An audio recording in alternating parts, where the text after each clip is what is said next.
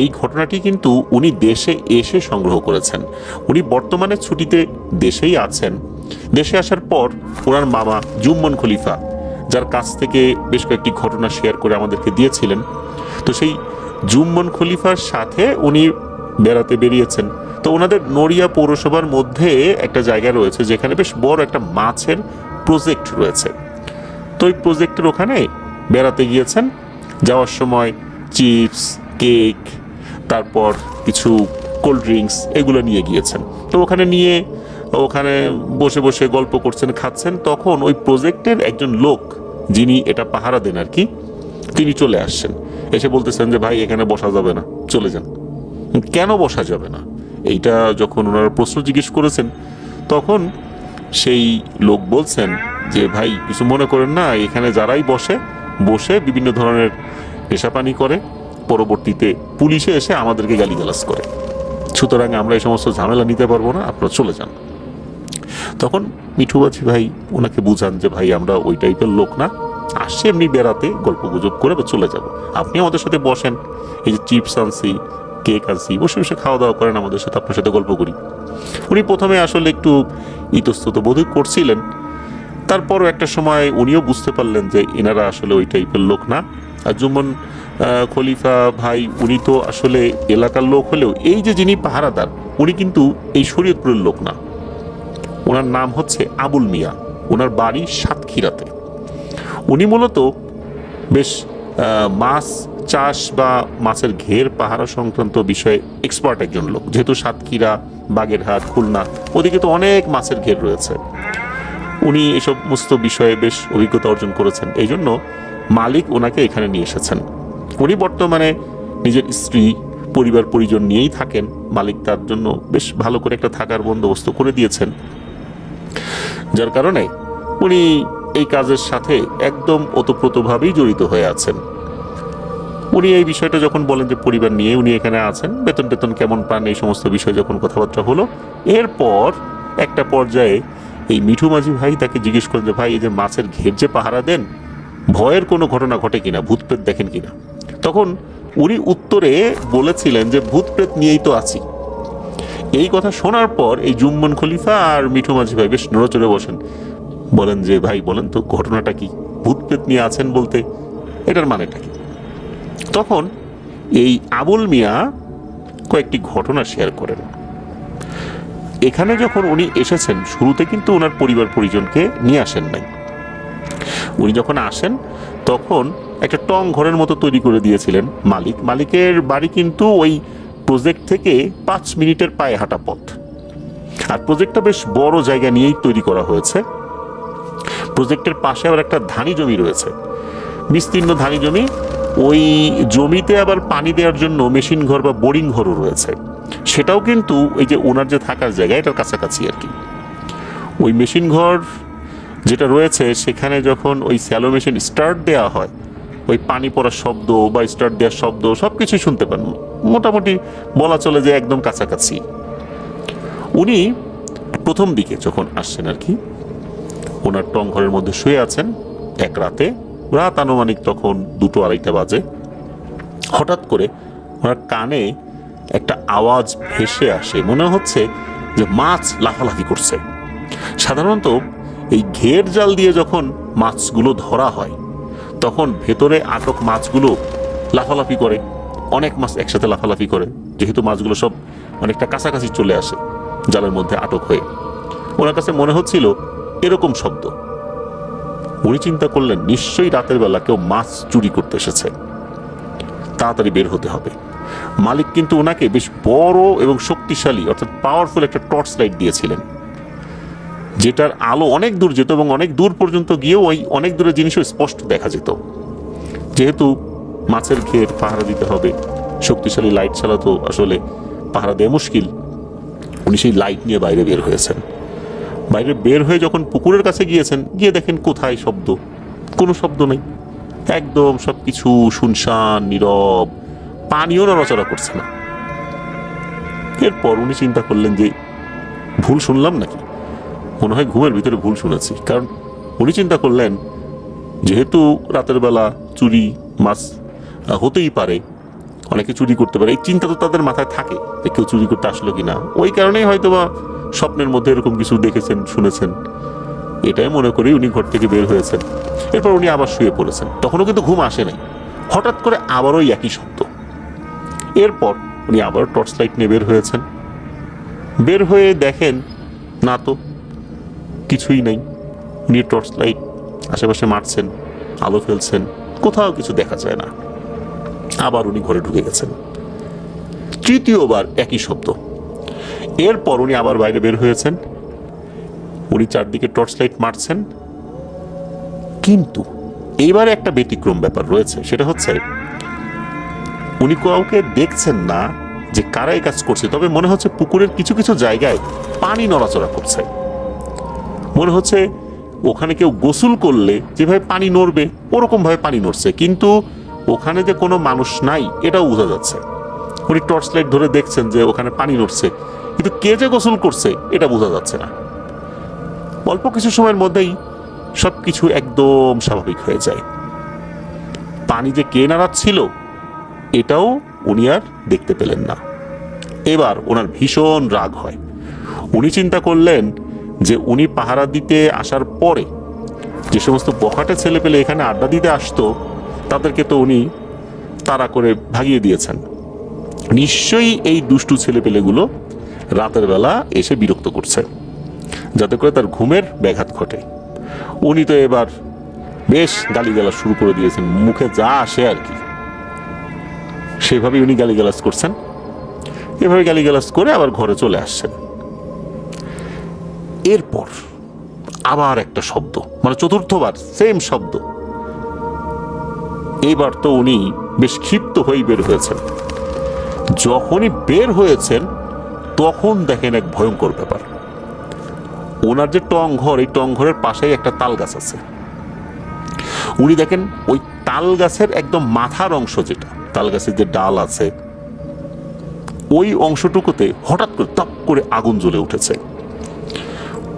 কেউ যদি তাল গাছের মাথার উপর অনেক বেশি করে পেট্রোল ঢেলে দেয়, এরপর যদি ওখানে আগুন ধরিয়ে দেয় কেমন দেখা যাবে, ঠিক ওই রকম। ঠিক মাথার অংশটুকুতে দাউ দাউ করে আগুন জ্বলছে, আর আগুনের আলোয় চতুর্দিকে আলোকিত হয়ে উঠেছে। যখনই উনি এটা দেখেছেন উনি তো দৌড় দেওয়া শুরু করেছেন ওনার মালিকের বাড়ির দিকে। মালিকের বাড়ি তো কাছাকাছি ছিল, রাতের বেলা গিয়ে তাদেরকে ডেকে তুলেছেন। তখন মালিক আসে। মালিক যখন বাসা থেকে বের হয়ে ওই প্রজেক্টের দিকে হাঁটা শুরু করেছেন, উনি দূর থেকেই দেখছেন যে কই আগুন কোথায়, আগুন তো নাই। আগুন যদি এভাবে দাউ দাউ করে জ্বলেও এর ছিটে ফোটা তো একটু হলেও জ্বলবে, হয়তো এতক্ষণে নিভে গেছে কিন্তু একটু হলেও তো জ্বলবে, এরকম তো কোনো আলামতই দেখা যাচ্ছে না। মালিক ওই আবুল মিয়ার সাথে হাঁটতে হাঁটতে ওই তাল গাছের নিচে এসেছেন। নিচে আসার পর উনিও লাইট ধরছেন তাল গাছের দিকে, কই আগুনের তো কোনো চিহ্নই নেই। এখানে যে আগুন ধরেছে এমনটাও মনে হচ্ছে না। তাল গাছের সবগুলো পাতা অক্ষত রয়েছে, এমনকি তাল গাছের কয়েকটা শুকনো ডাল যেগুলো নিচে পড়ে যায় নাই, ঝুলেছিল, এগুলো একদম অক্ষত। আগুন যদি লাগতোই তাহলে তো এগুলো তো পুড়ে যেত। কই কিছুই তো হয়নি, কোনো আলামতই নেই। তখন আবুল মিয়া বুঝতে পারলেন আসলে বিষয়টা স্বাভাবিক না। তো এ পর্যন্ত এই অংশটুকু শেষ। এবার আসি পরের অংশে। আবুল মিয়া টংঘরের ভিতরে ঘুমিয়ে আছেন।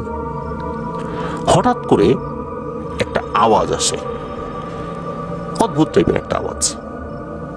এই আওয়াজটা শোনার পর উনি বাইরে বের হয়েছেন যে এই আওয়াজটা কিসের। যেহেতু মাছের ঘের পাহারা দিতে হবে, তাকে তো সবসময় সতর্ক থাকতে হবে, সজাগ থাকতে হবে, অসতর্ক হলে চলবে না। উনি বাইরে বের হয়েছেন। বাইরে বের হওয়ার পর উনি খেয়াল করলেন ওনার এই মাছের প্রজেক্টের পাশেই যে বিশাল ধানি জমির প্রজেক্ট রয়েছে, সেখানে মেশিন ঘরটা অর্থাৎ বোরিং ঘরটা রয়েছে, ওই বোরিং ঘরে দাউ দাউ করে আগুন জ্বলছে। উনি মনে করলেন সর্বনাশ, এই ঘরে আগুন ধরে গেছে, নিশ্চয়ই এই ঘরে যেই বিদ্যুতের লাইন রয়েছে এখান থেকে আগুনের সূত্রপাত হয়েছে, আর এই আগুনে তো মেশিন পুড়ে যাবে। উনি কি করবেন বুঝতে না পেরে তাড়াতাড়ি করে ঘরের দিকে দৌড় শুরু করেছেন। উনি দেখছেন আগুন জ্বলছে, ওইটা দেখেই কিন্তু উনি দৌড়াচ্ছেন। দৌড়াতে দৌড়াতে ঘরের কাছে যখন গিয়েছেন তখন দেখেন কোনো আগুনই নেই।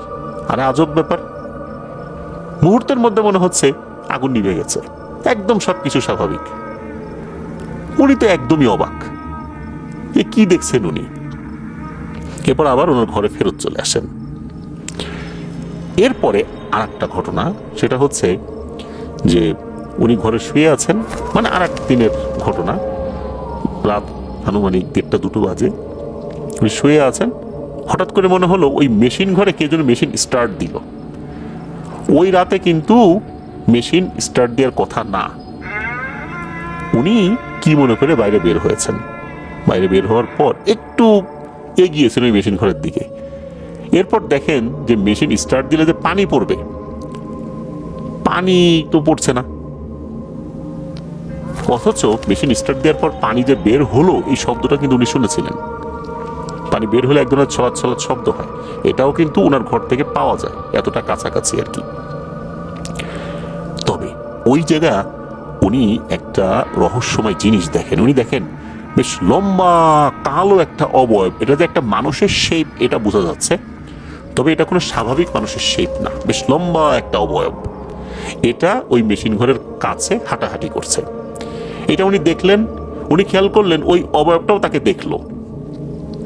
এরপর উনি ঘরে চলে আসেন। এর কয়েকদিন পরের ঘটনা, বেশ অনেক রাত, তখন 3-3:30 মতো বাজে আনুমানিক। উনি ওয়াশরুমে যাবেন, ওয়াশরুমটা বাইরে করা ছিল একটা বিশেষ জায়গায়। উনি যখন ওয়াশরুমে যাচ্ছেন, উনি খেয়াল করছেন ওয়াশরুম থেকে বেশ কিছুটা দূরে একটা অবয়ব দাঁড়িয়ে আছে। মনে হলো ওই যে মেশিন ঘর বা বোরিং ঘরের পাশে যে অবয়বটাকে দেখেছিলেন, মনে হচ্ছে এটাই সেই অবয়বটা। তবে উনি ওয়াশরুমের ভিতরে ঢুকেছেন, ফ্রেশ হয়ে বাইরে বের হয়েছেন যখন, তখনও দেখেন ওই অবয়বটা ওখানেই দাঁড়ানো। উনি কিন্তু ওই অবয়বটার দিকে টর্চ লাইট ধরেন নাই এবং জিজ্ঞেসও করেন নাই, এই তুমি কে, কে এখানে, এগুলো কোনো প্রশ্নই করেন নাই। উনি ওনার মতো করে ঘরে চলে গেছেন। এর পরেও নাকি বিভিন্ন সময় ওই অবয়বটাকে উনি দেখেছেন, এখনো দেখেন, মাঝে মাঝে দেখেন। উনিও ওই অবয়বটাকে ঘাটাতে যান না যে কে তুমি, কেন আসছো, ওই টর্চ লাইট মেরেও বিরক্ত করতে চান না, উনি করেনও না। উনি জানেন যে এই অবয়বটা এখানে থাকে, একে বিরক্ত করা যাবে না। আর উনি মনে করেন যে ওই অবয়বটাও বুঝতে পারে যে আমি এখানে কাজ করতে আসছি, গরিব মানুষ, এটা দিয়ে আমার সংসার চলে, সুতরাং একে বিরক্ত করে লাভ কি। হয়তোবা ওই অবয়বটাও এই চিন্তা করে তাকেও কিছু বলে না, তার কোনো ক্ষতিও করে না। এখন তো সে তার বাচ্চা কাচ্চা নিয়ে আসছে, ওয়াইফ নিয়ে আসছে, তাদেরও কখনো ক্ষতি করেনি। তবে এটাকে এই আবুল মিয়াই দেখেন, দেখলেও উনি ওনার মতো কাজ করেন, ওই অভাবটা তার মতোই থাকে। তো এইভাবেই চলছে, এখন পর্যন্ত এইভাবেই চলছে, এমনটাই জানিয়েছেন ওই আবুল মিয়া। তো এটাই ছিল ঘটনা। চলুন ঘটনায় চলে যাই। এই ঘটনাটি আমরা যার কাছ থেকে পেয়েছি, ওনার কাছ থেকে আরো বেশ কিছু ঘটনা আমরা পেয়েছিলাম, সেগুলো শেয়ার করেছি। ওনার নাম নাশিতুর রহমান নাজমুল। ওনার বাড়ি জামালপুর জেলার সদর উপজেলার গোড়ারকান্দা গ্রামে। গ্রাম কেন্দ্রিক ওনার এই ঘটনাটি। চলুন শুরু করি। গ্রামে কিন্তু সন্ধ্যা নামার সাথে সাথেই অশরীরীদের আনাগোনা একটা সময় অনেক বেড়ে যেত, যখন সন্ধ্যার পরপরই গ্রামের মানুষরা ঘুমিয়ে পড়ত। এখনো বাংলাদেশের অনেক প্রত্যন্ত এলাকা রয়েছে যেখানে সন্ধ্যার পরপরই মানুষ ঘুমিয়ে পড়ে, তবে সেই এলাকা এখন অনেকটাই কমে গেছে। একটা সময় সন্ধ্যার পরপরই মানুষ ঘুমিয়ে যেত, কারণ সেখানে ইলেকট্রিসিটি ছিল না। কাক ডাকা ভোরে, অর্থাৎ আজানের পরপরই তারা উঠে পড়তেন, এই জন্য সন্ধ্যার পরপরই খাওয়া দাওয়া করে শুয়ে পড়তেন। যারা ঈশার নামাজ পড়ে শুতেন, বড়জোর তারা একটু দেরি করে ঘুমাতেন, এছাড়া সবাই ঘুমিয়ে পড়তেন। এখন থেকে প্রায় 40-50 বছর আগে গ্রামীণ পরিবেশের সাথে এখনকার গ্রামীণ পরিবেশের বাস্তবতা অনেকটাই কম পাওয়া যায়। এখন দেখা যায় রাত 11টা-12টার সময়ও গ্রামের বাজার বা ছোটখাটো মহল্লা যেগুলো রয়েছে, সেখানে কিন্তু দোকানগুলো খোলা থাকে। দোকানে দেখা যাচ্ছে যে ইন্টারনেটের মাধ্যমে কিন্তু ইউটিউব থেকে বিভিন্ন মুভি, কার্টুন বা এগুলো কিন্তু মানুষ দেখছেন। গ্রামীণ পর্যায়ে এখন ইন্টারনেট চলে গেছে, ওয়াইফাই চলে গেছে। এছাড়া এমবি যারা ইউজ করছেন, তারা তো ওয়াইফাই ছাড়াই ইন্টারনেট ব্যবহার করছেন। এখন দেখা যাচ্ছে গ্রামের অনেকেই গভীর রাত পর্যন্ত ফেসবুকিং করছেন, ইউটিউবে বিভিন্ন জিনিস দেখছেন। আসলে এখনকার বাস্তবতা তখনকার বাস্তবতার সাথে অনেক পার্থক্য। এই কারণেই আগেকার সময় সন্ধ্যার পরপরই মানুষ অনেক প্যারানর্মাল ঘটনার মুখোমুখি হতেন। এই ঘটনাটি মূলত এই নাশিদুর রহমান নাজমুল ভাইয়ের দাদার কাছ থেকে শোনা। ওনারা এটা প্রত্যক্ষ করেছেন। ওনার দাদারা 3 ভাই। বড় দাদার নাম আব্দুল হাকিম, ছোট দাদার নাম ওবায়দুল হক, আর ওনার দাদা উনি ছিলেন মেজো, ওনার নাম আবুল কাশেম। 70-এর দশকে ওনাদের পূর্বপুরুষদের যে বাড়িটা ছিল এটা ছিল পুরাতন পাড়ায়। এই পাড়া ওনাদের গোড়ারকান্দা গ্রামের পূর্ব দিকে। ওনাদের বর্তমান বাড়ি থেকে এই পুরাতন পাড়া প্রায় 2 থেকে 3 কিলোমিটার দূরে। এই পুরাতন পাড়ায় বসত বাড়ির জমি সংকটজনিত কারণে সেখান থেকে ঘরবাড়ি তুলে নিয়ে এসে বেতঘর বিলের পাশে 80-র দশকে ওনার দাদারা বসতি স্থাপন করেন। এই বাড়ি স্থাপন করার পরে নাকি ওনার দাদা সহ অনেকেই রাতে এই বিলে বা মাঠের চারপাশে আগুনের গোলা ভেসে ভেসে এক জায়গা থেকে আরেক জায়গায় চলাচল করতে দেখতেন। দাদারা গ্রামের মানুষ এসব বিষয় বা ঘটনা স্বাভাবিকভাবেই নিতেন। এতে ভয় বা আতঙ্কিত ওনারা হতেন না, কারণ তখনকার সময় গ্রামে এই সমস্ত ব্যাপারগুলো স্বাভাবিকই ছিল। এমন এক রাতে ওবায়দুল দাদা পুরাতন বাড়ি থেকে ওনাদের এই নতুন বাড়িতে ফিরছিলেন। ওনাদের এই নতুন বাড়ির পূর্ব পাশে একটা ব্রিজ ছিল 0.5 কিলোমিটার দূরে। ওই ব্রিজের সামনে ঘটে একটি ঘটনা। দাদা একটা লাইট নিয়ে পথ চলছিলেন। এই ঘটনাটা কিন্তু 90-এর দশকে। তখন কিন্তু ব্যাটারি চালিত লাইট পাওয়া যেত।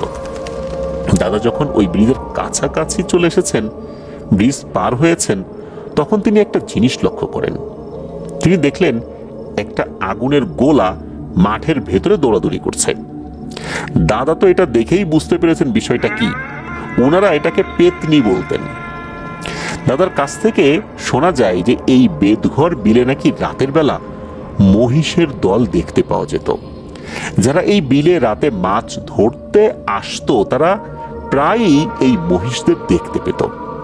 তারা কাদায় মাখামাখি করত, আবার হাঁকডাক করত, কিন্তু সকালবেলা এই মহিষদের আর কোনো খোঁজ পাওয়া যেত না। আশেপাশের এলাকায় খোঁজ নিয়ে এই মহিষগুলোর কোনো মালিকই খুঁজে পাওয়া যেত না। আবার কখনো কখনো নাকি এই বেতঘর বিলে সোনার নৌকা ভেসে উঠত। আগের দিনে নাকি অনেকেই এই সোনার নৌকা দেখেছে। এখনো নাকি এই নাজমুল ভাইদের বাড়ি ছাড়া আশেপাশে বেশ অনেক দূর পর্যন্ত ঘরবাড়ি নেই। গুগল ম্যাপে গোড়ারকান্দা গ্রাম সার্চ দিলে নাকি এটা বোঝা যেতে পারে বলে উনি জানিয়েছেন। তাহলে আমরা এটা থেকে অনুমান করতে পারি সেই 70-এর দশকে বা 60-এর দশকে এই বেতঘর বিলের নির্জনতা কেমন ছিল। দিনের বেলাতেই নাকি কেউ একা নামতো না এই বেতঘর মাঠে। এখন যে ঘটনাটি বলবো এই ঘটনাটার সাক্ষী এই নাজমুল ভাইয়ের বড় দাদা আব্দুল হাকিম। দাদার আগে অনেক গরু পালতেন। পুরাতন পাড়ায় যখন ওনারা থাকতেন সেখানে এত গরু পালন করা সম্ভব ছিল না, কারণ সেই জায়গায় এমনিতেই বসত বাড়ির জমির সংকট। তার উপর আবার এই গোয়াল ঘর যদি বড় করে তৈরি করতে হয় তাহলে তো সমস্যা হয়ে যাবে। এই জন্য ওভাবে তারা বেশি গরু পালন করতে ওখানে পারেন নাই। যেহেতু এখন এদিকে চলে আসছেন, এই গরু পালনের জন্য এই বেতঘর মাঠে কয়েকজন মিলে বেশ বড় করে গোয়াল ঘর তৈরি করেছিলেন। দিনের বেলা এগুলো মাঠে চড়ে ঘাস টাস খেত, রাত হলে আবার এই গোয়ালে গরুগুলোকে রাখা হতো। ওই সময়ে চুরি ডাকাতি বেশ ভালোই হতো, বিশেষ করে এই গরু চুরির ঘটনা। তখন কি হতো, এই গরুগুলোকে পাহারা দেবার জন্য কাউকে না কাউকে রাখা হতো।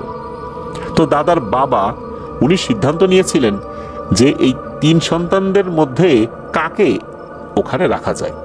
তো বড়জন যিনি হাকিম দাদা, তাকেই মূলত ওই গোয়ালের গরু পাহারা দেবার জন্য উনি নিযুক্ত করেন। ভাইদের মধ্যে উনি সবার বড়, আর ওনার নিজস্ব গরুও ছিল বেশি, তাই তাকেই এই মাঠে গরুদের দেখাশোনা করার জন্য থাকতে হতো। দাদা যে একাই এই মাঠে থাকতেন বিষয়টা কিন্তু সেরকম না, আরো অনেকেই ছিল এই গরু পাহারায়। যার যার গোয়াল ঘর সে পাহারা দিত। দাদাদের গোয়াল ঘর ছিল, সেটা দাদা পাহারা দিতেন। আবার আর একজনের অনেকগুলো গরু ছিল, সে আর একটা জায়গায় গোয়াল ঘর তৈরি করেছিল, সে সেখানে পাহারা দিত, এভাবে আর কি। তো গোয়াল ঘর এক পাশে একটা টং চকি ফেলে সেখানে ঘুমানোর ব্যবস্থা করা হয়। মাঠের ধান সহ নানা ফসলের চাষবাস তো সেখানে করা হতো, তো এখান থেকেই সেগুলোও পাহারা দেওয়া হতো। সকালে কেউ মাঠে এলে তাদের কাছে খাবার পাঠিয়ে দিত, আবার রাতের জন্য কেউ গিয়ে ভাত তরকারি দিয়ে আসতো। যে রাতে ঘটনা ঘটে সেটা ছিল আমন ধান কাটার পরে অগ্রহায়ণ মাস। তো মাঠের ধানগুলো কাটা শেষ, ধান তোলা হয় গোয়ালের পাশেই। এই ধানগুলোকে ঝাড়াই ও মাড়াই করার জন্য গোয়ালের পাশে খোলা বানানো হতো। সেখানে ধানের আটি থেকে ধান মাড়াই করা হলে এই মাড়াই করা ধান আবার পাঠিয়ে দেওয়া হতো এই পুরাতন পাড়ায় ধান সিদ্ধ ও শোকানোর জন্য। সেই রাত ছিল চাঁদনি রাত, আকাশে ছিল ঝলমলে চাঁদের আলো। তো দাদা রাতে খাওয়া দাওয়া সেরে ঘুমিয়ে পড়েন। ঘুম যখন ভাঙে তখন রাত কয়টা বাজে উনি বলতে পারেন না, না জানাটাই স্বাভাবিক, কারণ ওই সময় উনি ঘড়ি পাবেন কোথায়। ঘুম ভেঙে যাওয়ার পর দাদা চিন্তা করলেন একটু জল বিয়োগ করে আসি, কারণ ওই সময় ওনার জল বিয়োগের একটা জরুরত দেখা দিয়েছিল। তো উনি টংঘর থেকে বাইরে বের হয়েছেন। বের হয়ে উনি জল বিয়োগ করে আবার ওনার থাকার জায়গার দিকে যখন আস্তে আস্তে গুটি গুটি পায়ে হেঁটে আসছেন, কি মনে করে উনি আকাশের দিকে তাকিয়েছেন। ওই সময় উনি যা দেখেছেন তাতে তো দাদার চক্ষু ছানা বড়া।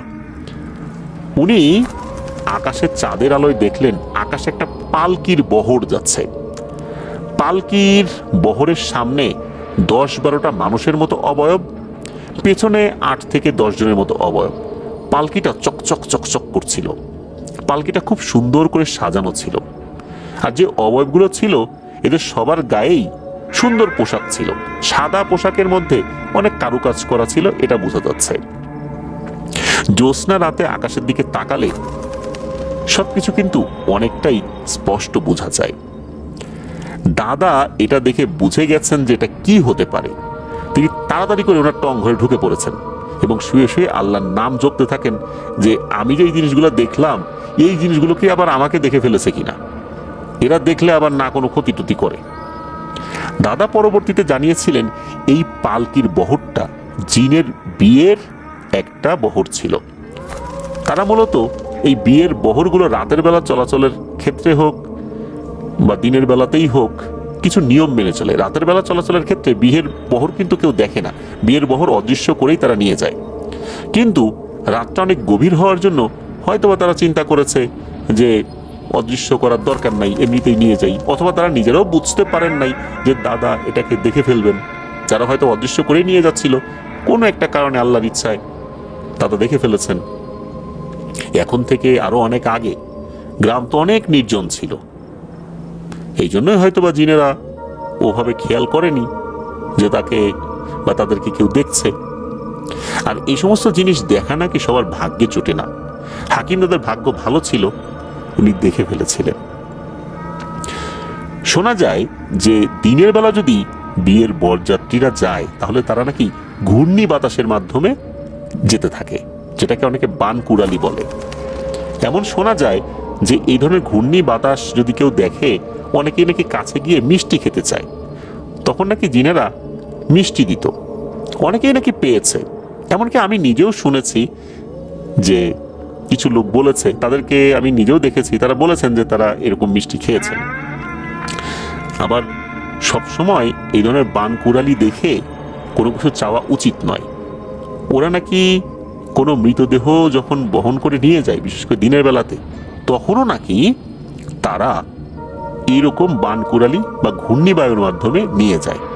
তখন যদি ভুল করে কেউ চেয়ে ফেলে তখন তারা খুব ক্ষিপ্ত হয়, অনেককে মেরেও ফেলে। তারপর বিভিন্ন ধরনের নোংরা জিনিস ছুঁড়ে মারে মানুষের দিকে। যেহেতু তারা শোকে কাতর, ওই অবস্থায় যদি তাদের কাছে মিষ্টি চাওয়া হয় তাহলে তারা রাগ করবে, এটাই তো স্বাভাবিক, তাই না? তো এরকম ঘটনাও কিন্তু ঘটে।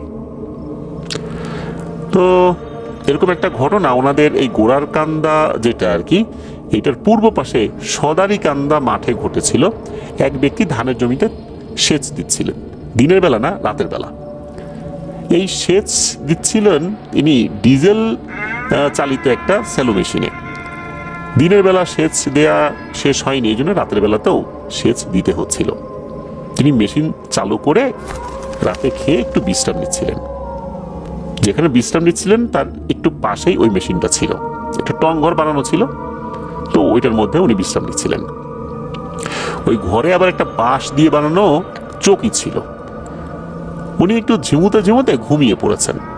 একসময় একটা অদ্ভুত শব্দে তার ঘুম ভেঙে যায়। উনি দেখলেন মেশিন বন্ধ, কিন্তু শব্দটা এমন মনে হচ্ছে অনেকগুলো শূকর একসাথে যেরকম ঘোত ঘোত আওয়াজ করে ওই রকম ঘোত ঘোত আওয়াজ হচ্ছে। উনি চিন্তা করলেন ঘটনাটা কি, মেশিন বন্ধ। তো ওনার কাছে টর্চ লাইট ছিল, উনি টর্চ লাইটের আলো জ্বালালেন। উনি চিন্তা করলেন যে এই শব্দটা কোত্থেকে আসছে দেখি তো। উনি বাইরে বের হয়ে যখন টর্চ লাইটের আলো জ্বালিয়েছেন তখন উনি যেটা দেখেছেন, এটা দেখে তো ভয়ে ওনার অবস্থা খারাপ হয়ে যায়। উনি দেখলেন আসলেই একদল শূকর, এই শূকরগুলো বিশাল বড় বড় আকৃতি, বেশ কিছু শূকর, এরা একটার একটার সাথে মারামারি করছে। ধান ক্ষেতের ভিতরে ঢুকে এরকম মারামারি করছে আর ধান ক্ষেত একদম শেষ করে দিচ্ছে। এরকম বিশাল সাইজের শূকরগুলো যদি ধান ক্ষেতের ভিতরে ঢুকে মারামারি করে, ওই ধান ক্ষেত কি আর ভালো থাকে?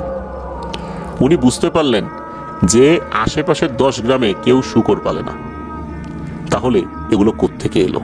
আর এত বড় সাইজের শূকরগুলো, এগুলো তো আসার এভাবে কথা না। উনি বুঝতে পারলেন এগুলো আসলে কি। উনি যেহেতু টর্চ লাইট ধরেছেন, ওই সময়ে টর্চ লাইটের আলো যখন ওই শূকরগুলোর গায়ের উপরে পড়েছে, উনি দেখলেন এগুলো চোখ অস্বাভাবিক রকমের লাল টকটকে। উনি চিন্তা করলেন এগুলো যদি এখন তাকে এসে আক্রমণ করে, ওনার তো আর বাঁচার উপায় নেই। ওই মাঠ থেকে কিছুটা দূরে ওনার এক বন্ধু, যার নাম হচ্ছে মাসুদ, তার বাড়ি ছিল। উনি ওখান থেকে দিয়েছেন এক দৌড়ে ওই বাড়িতে চলে আসছেন।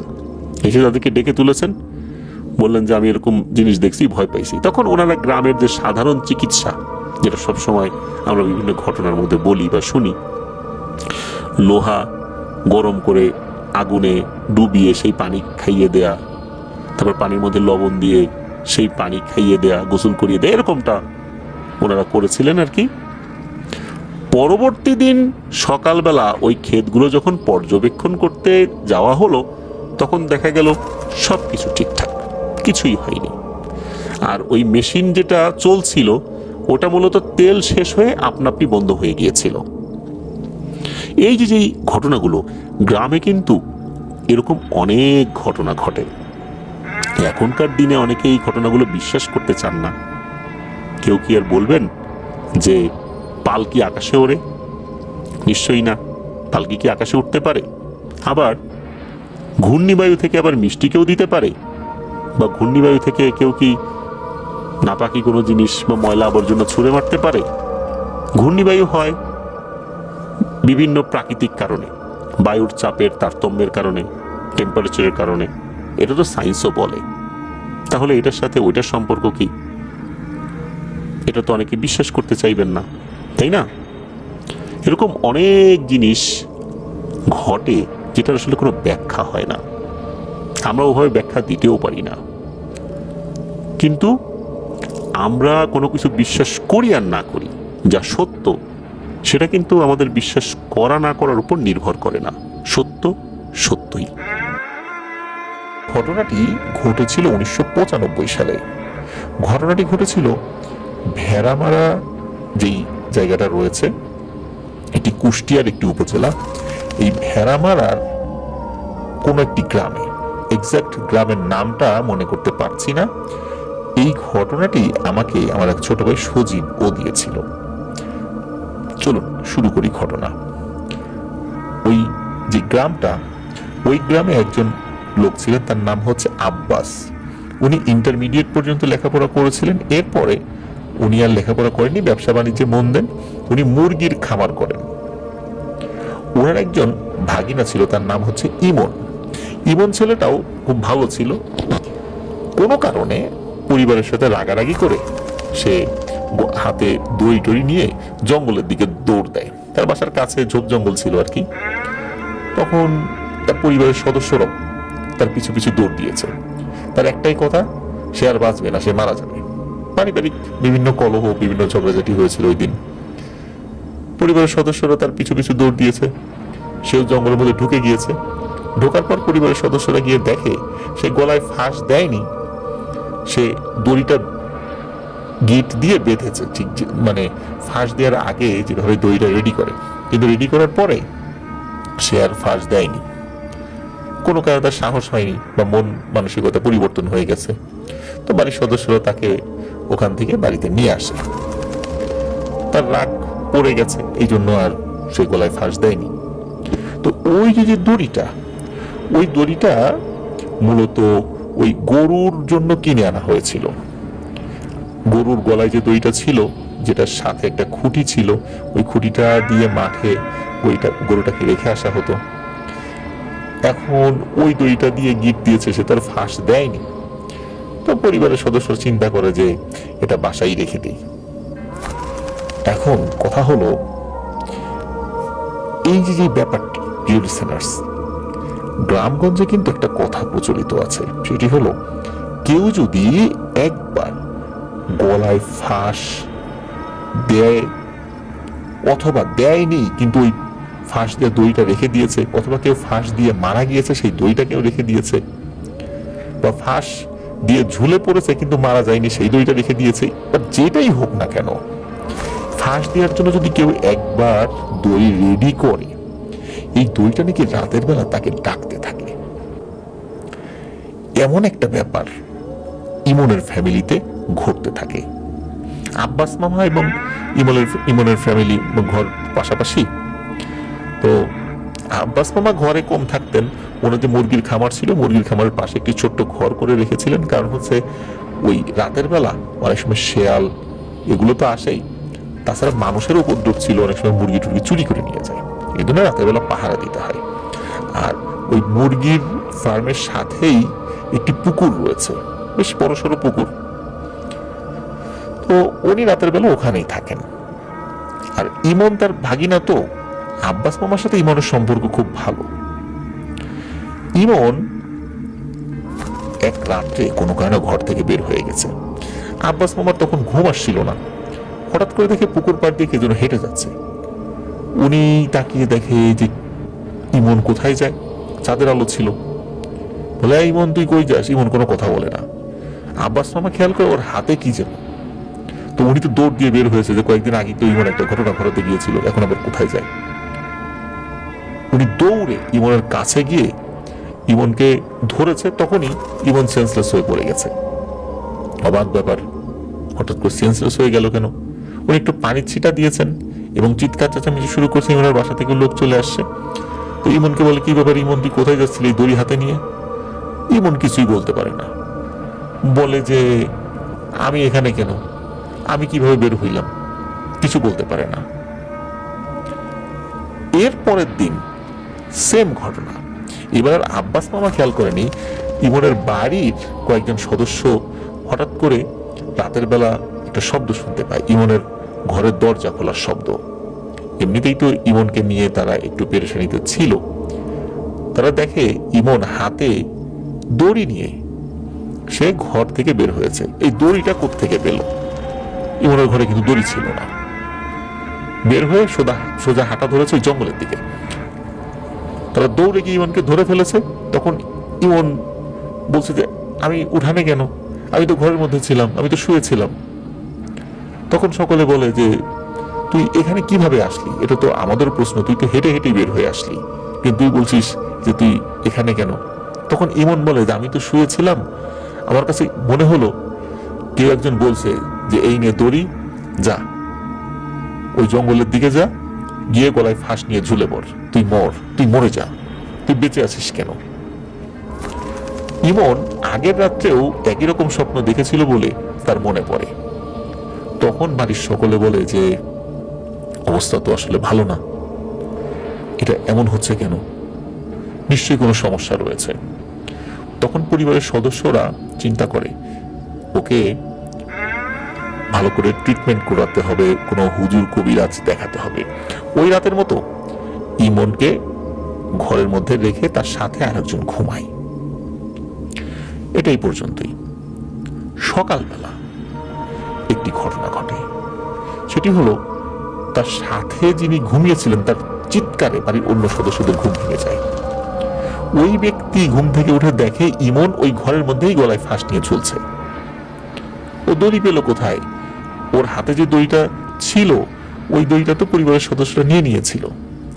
তাহলে ও ঘর থেকে বের হয়ে আবার দড়ি নিয়ে ঘরে ঢুকেছে, তারপরে সুইসাইড করেছে।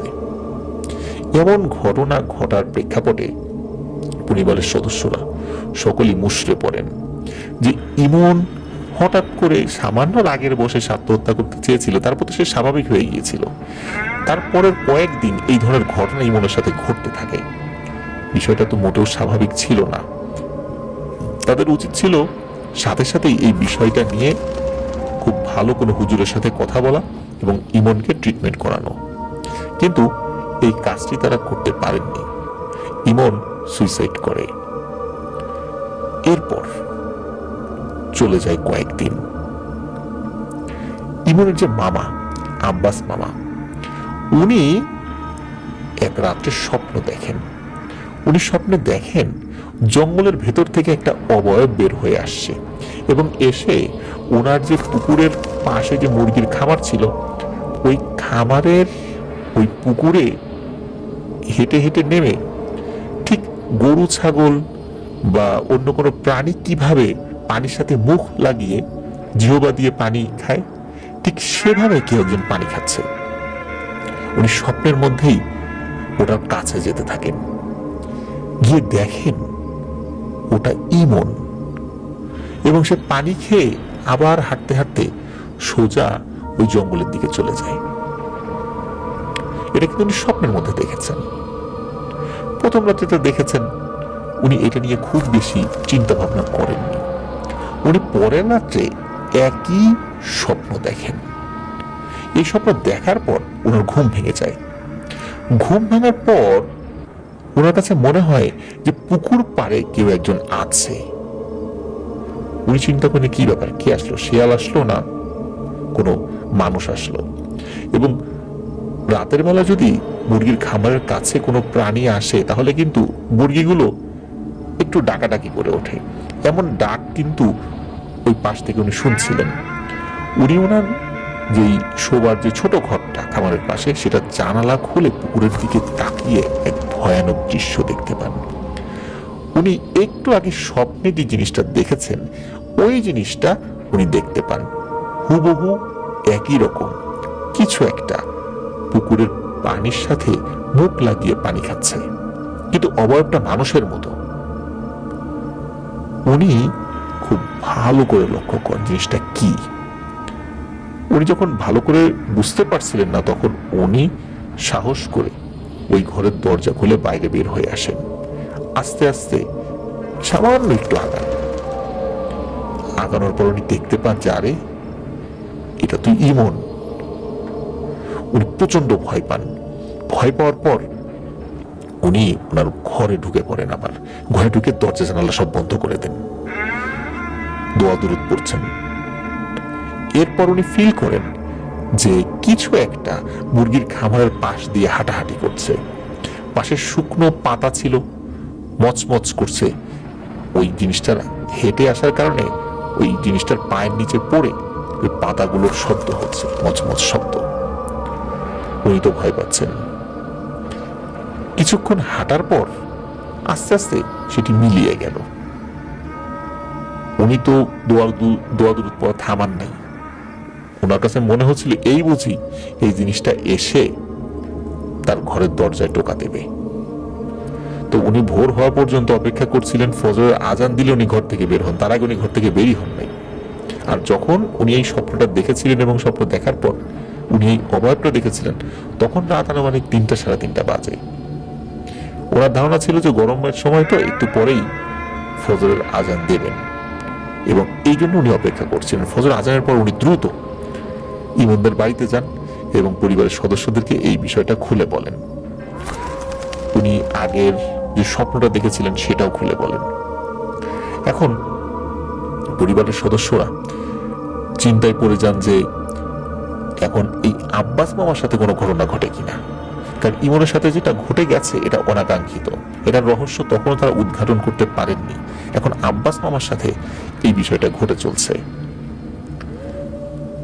এর পরের রাত্রে আব্বাস মামা আর রাত্রে ওখানে থাকেন নাই, আরেকজন লোক পাঠিয়ে দিয়েছেন, সে ছিল, তার সাথে কোনো ঘটনা ঘটেনি।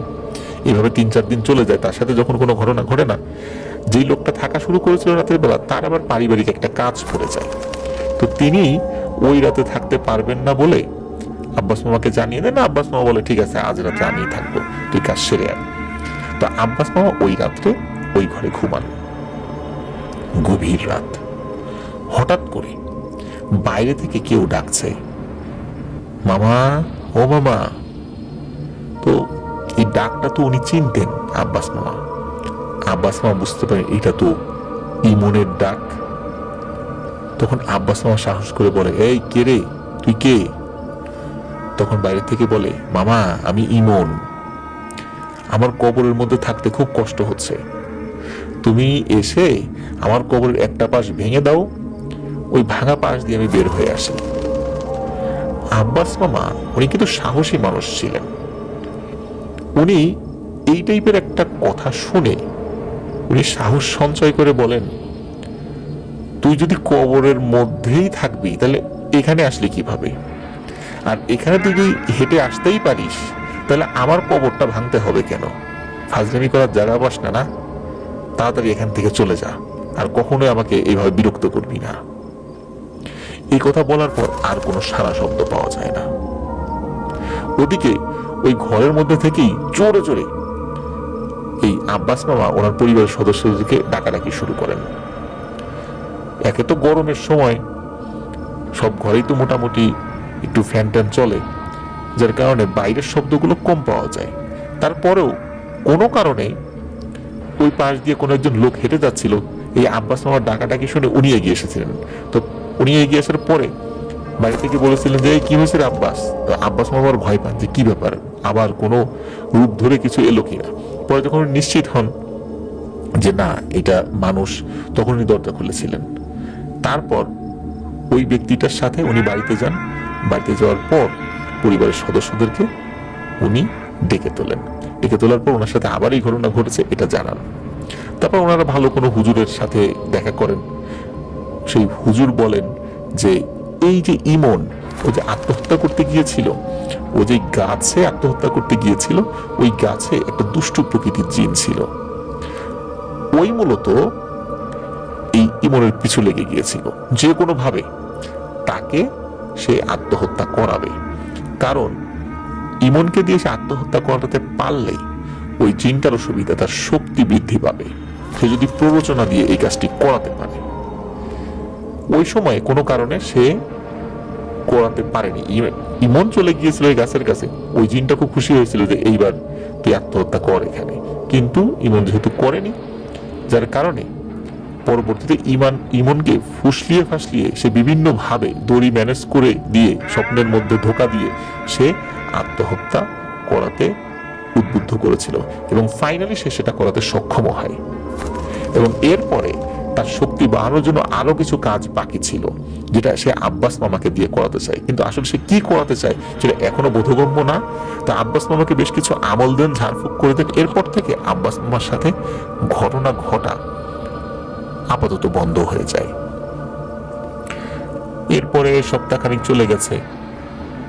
হঠাৎ করে আব্বাস মামার কাছে একটা খবর আসে, পাশের গ্রামের একজন বৃদ্ধ ব্যক্তি, তাকে নাকি জিনে ধরেছে, এবং যেই জিন ধরেছে তার কণ্ঠ নাকি ইমনের মতো। ইমনকে তো অনেকেই চিনত, তো ওই পরিবারে একজন ছিল, সে আবার ইমনের বন্ধু ছিল।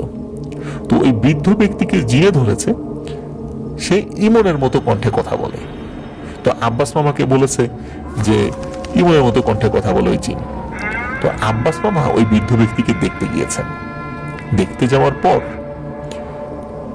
ওই বৃদ্ধ ব্যক্তিটি আব্বাস মামাকে দেখে অট্ট হাসি দিয়ে উঠেছে, ভয়ঙ্কর এক হাসি, এবং বলে উঠে, মামা তুমি আসো, আসো আসো, তোমার অপেক্ষায় তো ছিলাম। তো আব্বাস মামা এমনি সাহসী মানুষ ছিলেন, কিন্তু দিনে দুপুরে এই ধরনের কণ্ঠ আর এই ধরনের বিভৎস হাসি দেখে উনি প্রচন্ড ভয় পান। উনি দৌড়ে ওই ঘর থেকে বাইরে চলে আসেন। বাইরে চলে আসার পর উনি বাড়িতে চলে যান। বাড়িতে চলে যাওয়ার পর উনি বলেন যে এই যে যেই জিনিসটা, যেই দুষ্টু জিনটা উপদ্রব করতো, এখন সে ওই গ্রামের ওই বৃদ্ধ লোকটাকে ধরেছে। তখন এই আব্বাস মামার ফ্যামিলি এবং ইমনের ফ্যামিলি মিলে সেই হুজুরের কাছে যান। সেই হুজুরের কাছে গিয়ে বিষয়টা খুলে বলেন। হুজুর জানান যে ওই যে বৃদ্ধের উপরে যে জিনটা সওয়ার হয়েছে, যে দুষ্টু জিনটা যে ইমনের কণ্ঠ নকল করে মানুষকে ধোঁকা দিচ্ছে, ওর শক্তি শেষ হয়ে এসেছে। খুব বেশি চিন্তা করার দরকার নাই, কোনো ট্রিটমেন্টও করার প্রয়োজন নাই। ওই বৃদ্ধ ব্যক্তিটি খুব তাড়াতাড়ি সুস্থ হয়ে যাবে এবং জিনটাও তাকে ছেড়ে দিয়ে চলে যাবে। ওই রাত্রে ওই বৃদ্ধ ব্যক্তির বাড়িতে একটি ঘটনা ঘটে। ওই বৃদ্ধ ব্যক্তিটি নাকি রাতের বেলা একা একা ঘর থেকে বের হয়ে যায় এবং বের হয়ে দৌড় দেয়। পরিবারের সদস্যরা তার পেছনে দৌড়াতে থাকে, কারণ সে যখন ঘর থেকে বের হয়ে যায় খট করে একটা শব্দ হয়েছিল কাঠের দরজা। তখন তারাও উঠতে উঠতে দেখে যে উনি বের হয়ে গেছে, ওই বৃদ্ধ লোকটা, এবং বের হয়ে সে দৌড় দিয়েছে কবরস্থানের দিকে, যেই কবরস্থানে এই ইমনের কবর রয়েছে। বাড়ির সদস্যরা পিছনে দৌড়াতে থাকে, এই দাঁড়াও দাঁড়াও, এটা পিছন থেকে বলছে, আর উনি তো দৌড়াচ্ছে। ওই বৃদ্ধ ব্যক্তিটি ইমনের কবরের কাছাকাছি গিয়ে সেন্সলেস হয়ে পড়ে যায়। তারপর তাকে ওখান থেকে উদ্ধার করা হয়। এরপরে ওই বৃদ্ধ ব্যক্তিটিও স্বাভাবিক হয়ে যান। আর তারপরে ইমনের এই টাইপের কোনো অ্যাক্টিভিটিস আর কেউ কখনো দেখেনি। আব্বাস মামার সাথেও কোনো কিছু হয়নি, আর অন্য ব্যক্তিদের সাথেও কিছু হয়নি। তো ইমন আসলে যে সুইসাইড করলো, এটার পেছনে কিন্তু ওই দুষ্টু জিনের হাত ছিল। এক শ্রেণীর দুষ্টু জিন আছে যারা মানুষকে আত্মহত্যায় প্ররোচনা দেয়। যদিও বা সব কিছুই যে জিনের মাধ্যমে হয় তা কিন্তু নয়। অনেক মানুষও জীবনের প্রতি তীব্র ঘৃণা থেকে আত্মহত্যা করে। আমাদের সকলের উচিত ধৈর্য ধারণ করা।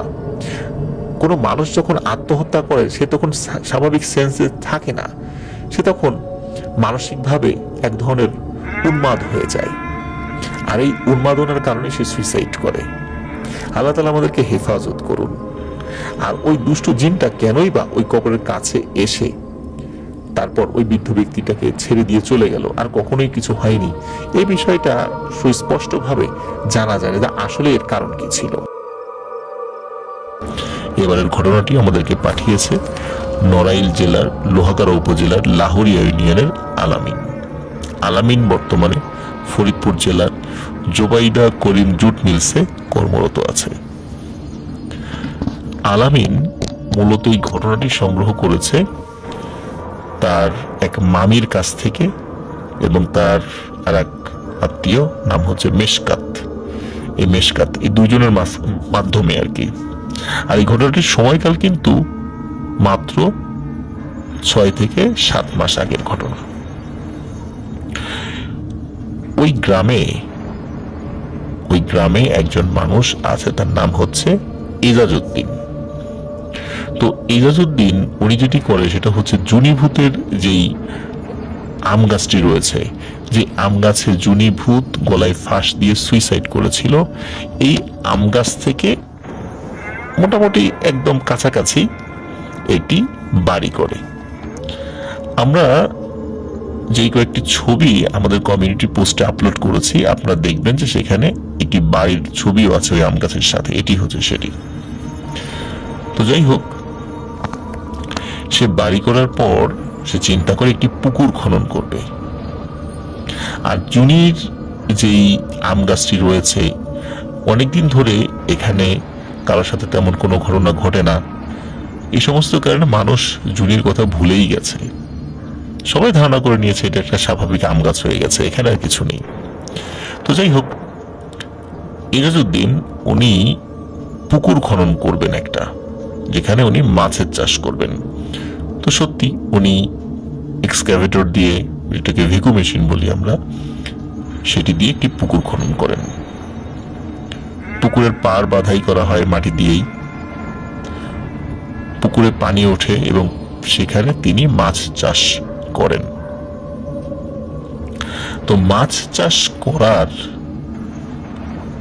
মোটামুটি 6 মাসের মধ্যে, যখন 6 মাস হয়ে গিয়েছে, তখন ইজাজউদ্দিন উনি সিদ্ধান্ত নেন যে উনি জাল টানবেন, মানে মাছগুলো জাল দিয়ে ধরে সেগুলো জেলেদের কাছে বিক্রি করবেন, এমন একটি পরিকল্পনা। তো সেই চিন্তা মতো জেলেদেরকে খবর দেন। জেলেরা টানা জাল নিয়ে আসে। টানা জাল তো বুঝতেই পারছেন যে পুকুরের এক পাশ থেকে সেগুলো ফেলা হয় এবং আস্তে আস্তে পুকুরের তলদেশ দিয়ে জাল টানতে টানতে আর এক পাশে নিয়ে যাওয়া হয়, ভেতরে যত মাছ থাকে সেগুলো জালে ধরা পড়ে যায়। তো ওই চিন্তা করে তিনি জাল টানেন। জেলেদের সাথে শর্ত ছিল যে মাছের একটি অংশ তাদেরকে দিতে হবে, তারা টাকা নেবে না, মাছ নেবে। ওকে, ফাইন। এই চিন্তা, জেলেদের এই চিন্তার সাথে তিনিও একমত হন। জেলেরা আসে, পুকুরে জাল ফেলা হয়। জাল এক পাশ থেকে আর এক পাশ যখন টেনে তোলা হয়, তখন দেখা যায় সেই জালের মধ্যে কিছু মরা ডাল, কিছু লতাপাতা, এছাড়া মাছ তো দূরের কথা, একটা ব্যাঙ বা কাকড়াও সেখানে ছিল না। আজব ব্যাপার, এটা কিভাবে সম্ভব? একটা পুকুরে একটিও মাছ থাকবে না, চাষের মাছ তো বাদ দিলাম, দেশি মাছও তো থাকে। আচ্ছা, দেশি মাছও বাদ দিলাম, অন্তত কাকড়া বা ব্যাঙ তো থাকবে। আচ্ছা, সেটার কথাও বাদ দিলাম, কোনো জীবন্ত প্রাণী তো, অন্তত পানির যে প্রাণী সেগুলো অন্তত পাওয়া যাবে জালের মধ্যে। কিন্তু কিছুই পাওয়া গেল না। জেলেরা ভাবলো হয়তোবা কোনো সমস্যা হয়েছে, তাই তারা আবার জাল টানলো। এভাবে 3-3বার জাল টেনে একই ধরনের ঘটনা যখন ঘটলো, তখন জেলেরা প্রচন্ড ক্ষিপ্ত হলো ইজাজউদ্দিনের উপরে। তারা বলল যে আপনি পুকুরে কোনো মাছই ছাড়েন নাই, তাই যদি ছাড়েন তাহলে আমাদের জালে একটি মাছও ধরা পড়লো না কেন? ইজাজউদ্দিন বলল, অসম্ভব ব্যাপার, আমি বহু টাকার মাছ ছেড়েছি, এখানে মাছ কোথায় গেল? একটা মাছও থাকবে না, এটা তো হয় না। এদিকে জেলেরা সারাদিন পরিশ্রম করে কোনো মাছ না পেয়ে তারা প্রচন্ড ক্ষিপ্ত হয় ইজাজউদ্দিনের উপর এবং বেশ উত্তপ্ত বাক্য বিনিময় হয়। বলে যে আপনি ইচ্ছা করে আমাদেরকে সারাদিন খাটালেন, আসলে এখানে কোনো মাছ নেই, আপনি এই কাজটা কেন করলেন? এই ধরনের অপকর্ম, এই ধরনের প্রতারণা আমাদের সাথে কেন করলেন? কিন্তু ইজাজউদ্দিন তাদেরকে বোঝাতে ব্যর্থ হচ্ছিলেন যে তিনি আসলেই পুকুরে মাছ ছেড়েছেন, কিন্তু কোনো এক কারণে পুকুর থেকে কোনো মাছ ধরা যাচ্ছে না। কিন্তু কি সে কারণ, সেটি আসলে প্রতীয়মান হচ্ছে না। যাই হোক, তারা চলে যায়। এর কিছুদিন পর ইজাজউদ্দিন আরো অনেক টাকার মাছ ছাড়েন। এবারও পরিকল্পনা ছিল যে 6 মাস পরে উনি জাল টানবেন। প্রিয় লিসেনার্স, আমি কিন্তু শুরুতে বলেছি ঘটনা ঘটেছে 6 মাস আগে, কিন্তু এই 6 মাস আগে বলতে মূলত ভয়ঙ্কর ঘটনার সূত্রপাত হচ্ছে 6 মাস আগে থেকে। কিন্তু আরো যে ঘটনাগুলো সেগুলো মানে আমি এখন বলছি আপনাদেরকে, যেটা আমি শোনাচ্ছি এখন। যাই হোক, উনি আবার মাছ ছাড়েন। মাছ ছাড়ার যখন 6 মাসের মতো হয়ে যায়, এবার উনি মাছ ধরবেন। এবারও আগের জেলেদেরকে তিনি খবর দেন, কিন্তু এবার এই জেলেরা আসতে চায় না। বলে, তো আগের বার আপনি ধোঁকাবাজি করেছেন, আমরা আপনার পুকুরে মাছ ধরতে যাব না। এর মধ্যে একজন জেলে ছিল, মানে এর আগের বার যে জেলেরা ছিল তাদের মধ্যে একজন ওই ইজাজউদ্দিন তার কাছ থেকে মাছ কিনে পুকুরে ছেড়েছিলেন। তখন ওই ইজাজউদ্দিন ওই জেলেকে সাক্ষী মানে, তখন বলে যে আচ্ছা, তোমাদের এই লোকের কাছেই জিজ্ঞাসা করো যে আমি মাছ ছেড়েছি কিনা। তখন ওই লোক সাক্ষ্য দেয়, হ্যাঁ, আমি এই পুকুরে এরকম সংখ্যক মাছ আমি ছেড়েছি। বেশ 10-12 মনের মতো মাছ ওই পুকুরে ছাড়া হয়েছে। তখন এই ধরনের কথা শুনে জেলেরা আবারও মানে তাদের মতামত তারা চেঞ্জ করে যে হ্যাঁ ঠিক আছে, আমরা আবারও যাব, মাছ ধরতে যাব। সেই চিন্তা অনুযায়ী তারা আবারও জাল নিয়ে আসে। আবারও তারা জাল ফেলে, টানা জাল এক পাশ থেকে আরেক পাশ চলে আসে। কিন্তু এবারও একই ঘটনা। কোনো মাছ নেই, পানির কোনো প্রাণীও জালে ধরা পড়ছে না। আবার তারা জাল টানে, এইভাবে 3বার টানার পর একই ঘটনা যখন ঘটে, তখন জেলেদের রাগ আর দেখে কে।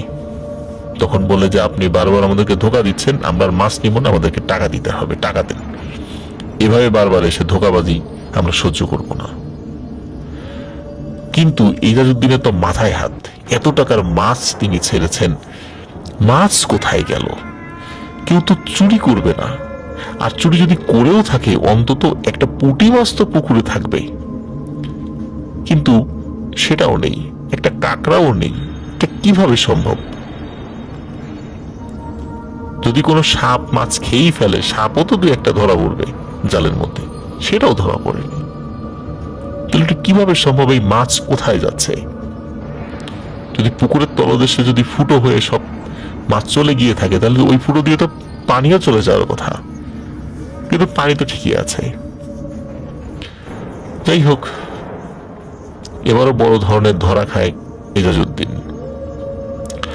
তখন জেলেরা পরামর্শ দেয়, যেহেতু আপনার পুকুরে এই ধরনের ঘটনা ঘটছে, আপনি পানি সেচে সব চারদিকের সবকিছু শুকিয়ে ফেলুন আগে, তারপর ওই শুকনা মাটিতে বা কাদা মাটিতে কিছু সার দিন, কিছু পরিচর্যা করুন। আর আলফাডাঙ্গা উপজেলা মৎস্য অফিস যেটা রয়েছে সেখানে যান, সেখানকার যিনি উপজেলা মৎস্য অফিসারের সাথে যোগাযোগ করেন, দেখেন তিনি কি বলেন। এজাজউদ্দিন সেটি করেন, সরকারি কর্মকর্তাদের কাছ থেকে পরামর্শ নেন, তারা এসে পুকুর দেখে যায়, তারা পরামর্শ দেয়, এবং সেই অনুযায়ী তিনি পুকুরের পানি সম্পূর্ণ সেচে ফেলে আবার নিচ থেকে পরিচর্যা করে আবার তিনি মাছ ছাড়ার উদ্যোগ গ্রহণ করেন, এবং আবার পুকুরে আস্তে আস্তে পানি উঠে যায়। এবার তিনি মাছ ছাড়েন, তবে এবার সবাই পরামর্শ দেয়, এবার আপনি চারদিক থেকে কাঁটাতারের বেড়া দেবেন, পুকুরকে ঘিরে দেবেন, এমনভাবে ঘিরে দেবেন যেন বাহিরের কোনো মানুষ ভিতরে সহজে ঢুকতে না পারে। আর নেটগুলো এত ছোট ছোট হবে যে কোনো কারণে মাছও যেন বাইরে যেতে না পারে বৃষ্টির কারণে। প্রিয় লিসেনার্স, এখানে কিন্তু একটা বিষয় বলে রাখি, সেটি হচ্ছে যে এই যে 2বার উনি মাছ ছাড়লেন, এর মধ্যে কিন্তু এমন কোনো বৃষ্টিপাত হয়নি বা বন্যা হয়নি যার মাধ্যমে পুকুরের পানি উপচে পড়েছে এবং পুকুরের মাছ ভেসে গেছে, এমন কোনো ঘটনা কিন্তু ঘটেনি, এটাও বলে রাখি। তো যাই হোক, সকলের পরামর্শে উনি চিন্তা করলেন পুকুরের চারদিক থেকে উনি ঘিরে দেবেন। তো ঘেরা শুরু করলেন, চারদিকে ঘিরতে ঘিরতে উত্তর পাশ যেটি পুকুরের, সেখানে বেঁধে গেল একটা সমস্যা। কারণ হচ্ছে পুকুরের উত্তর পাশে, পুকুরের থেকে একটু দূরে, সামান্য একটু দূরে একটি বড় আম গাছ রয়েছে। ওই আম গাছের 2টো ডাল, বড় বড় 2টো ডাল, এটি বেশি ঝুঁকে পড়ে ওই পুকুরের পানির মধ্যে পড়েছে।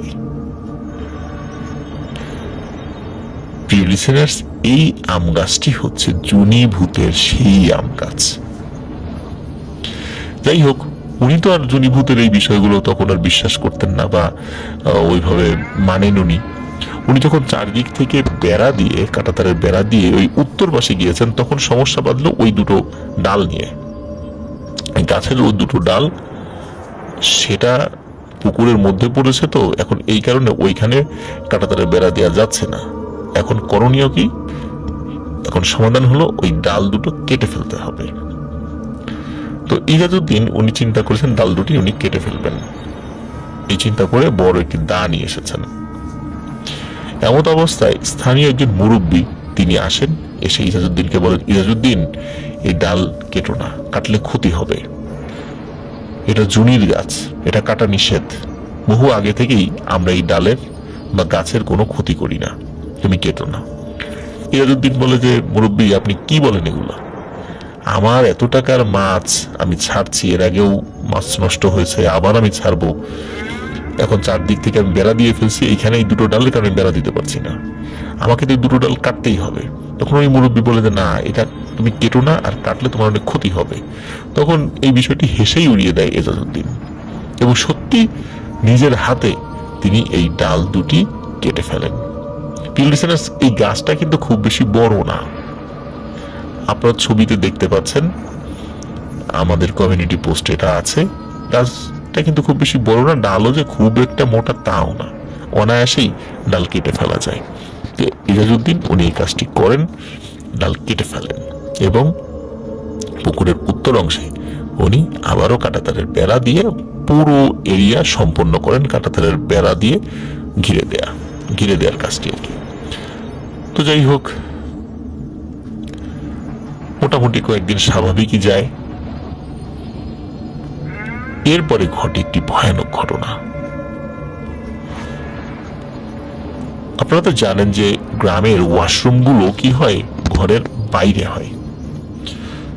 তো এজাজউদ্দিন উনি রাতের বেলা ওয়াশরুমে যাবেন, ওই চিন্তা করে উনি ওয়াশরুমে যাওয়ার জন্য বের হবেন, কিন্তু তার আগে ওনার স্ত্রীকে ডেকেছেন।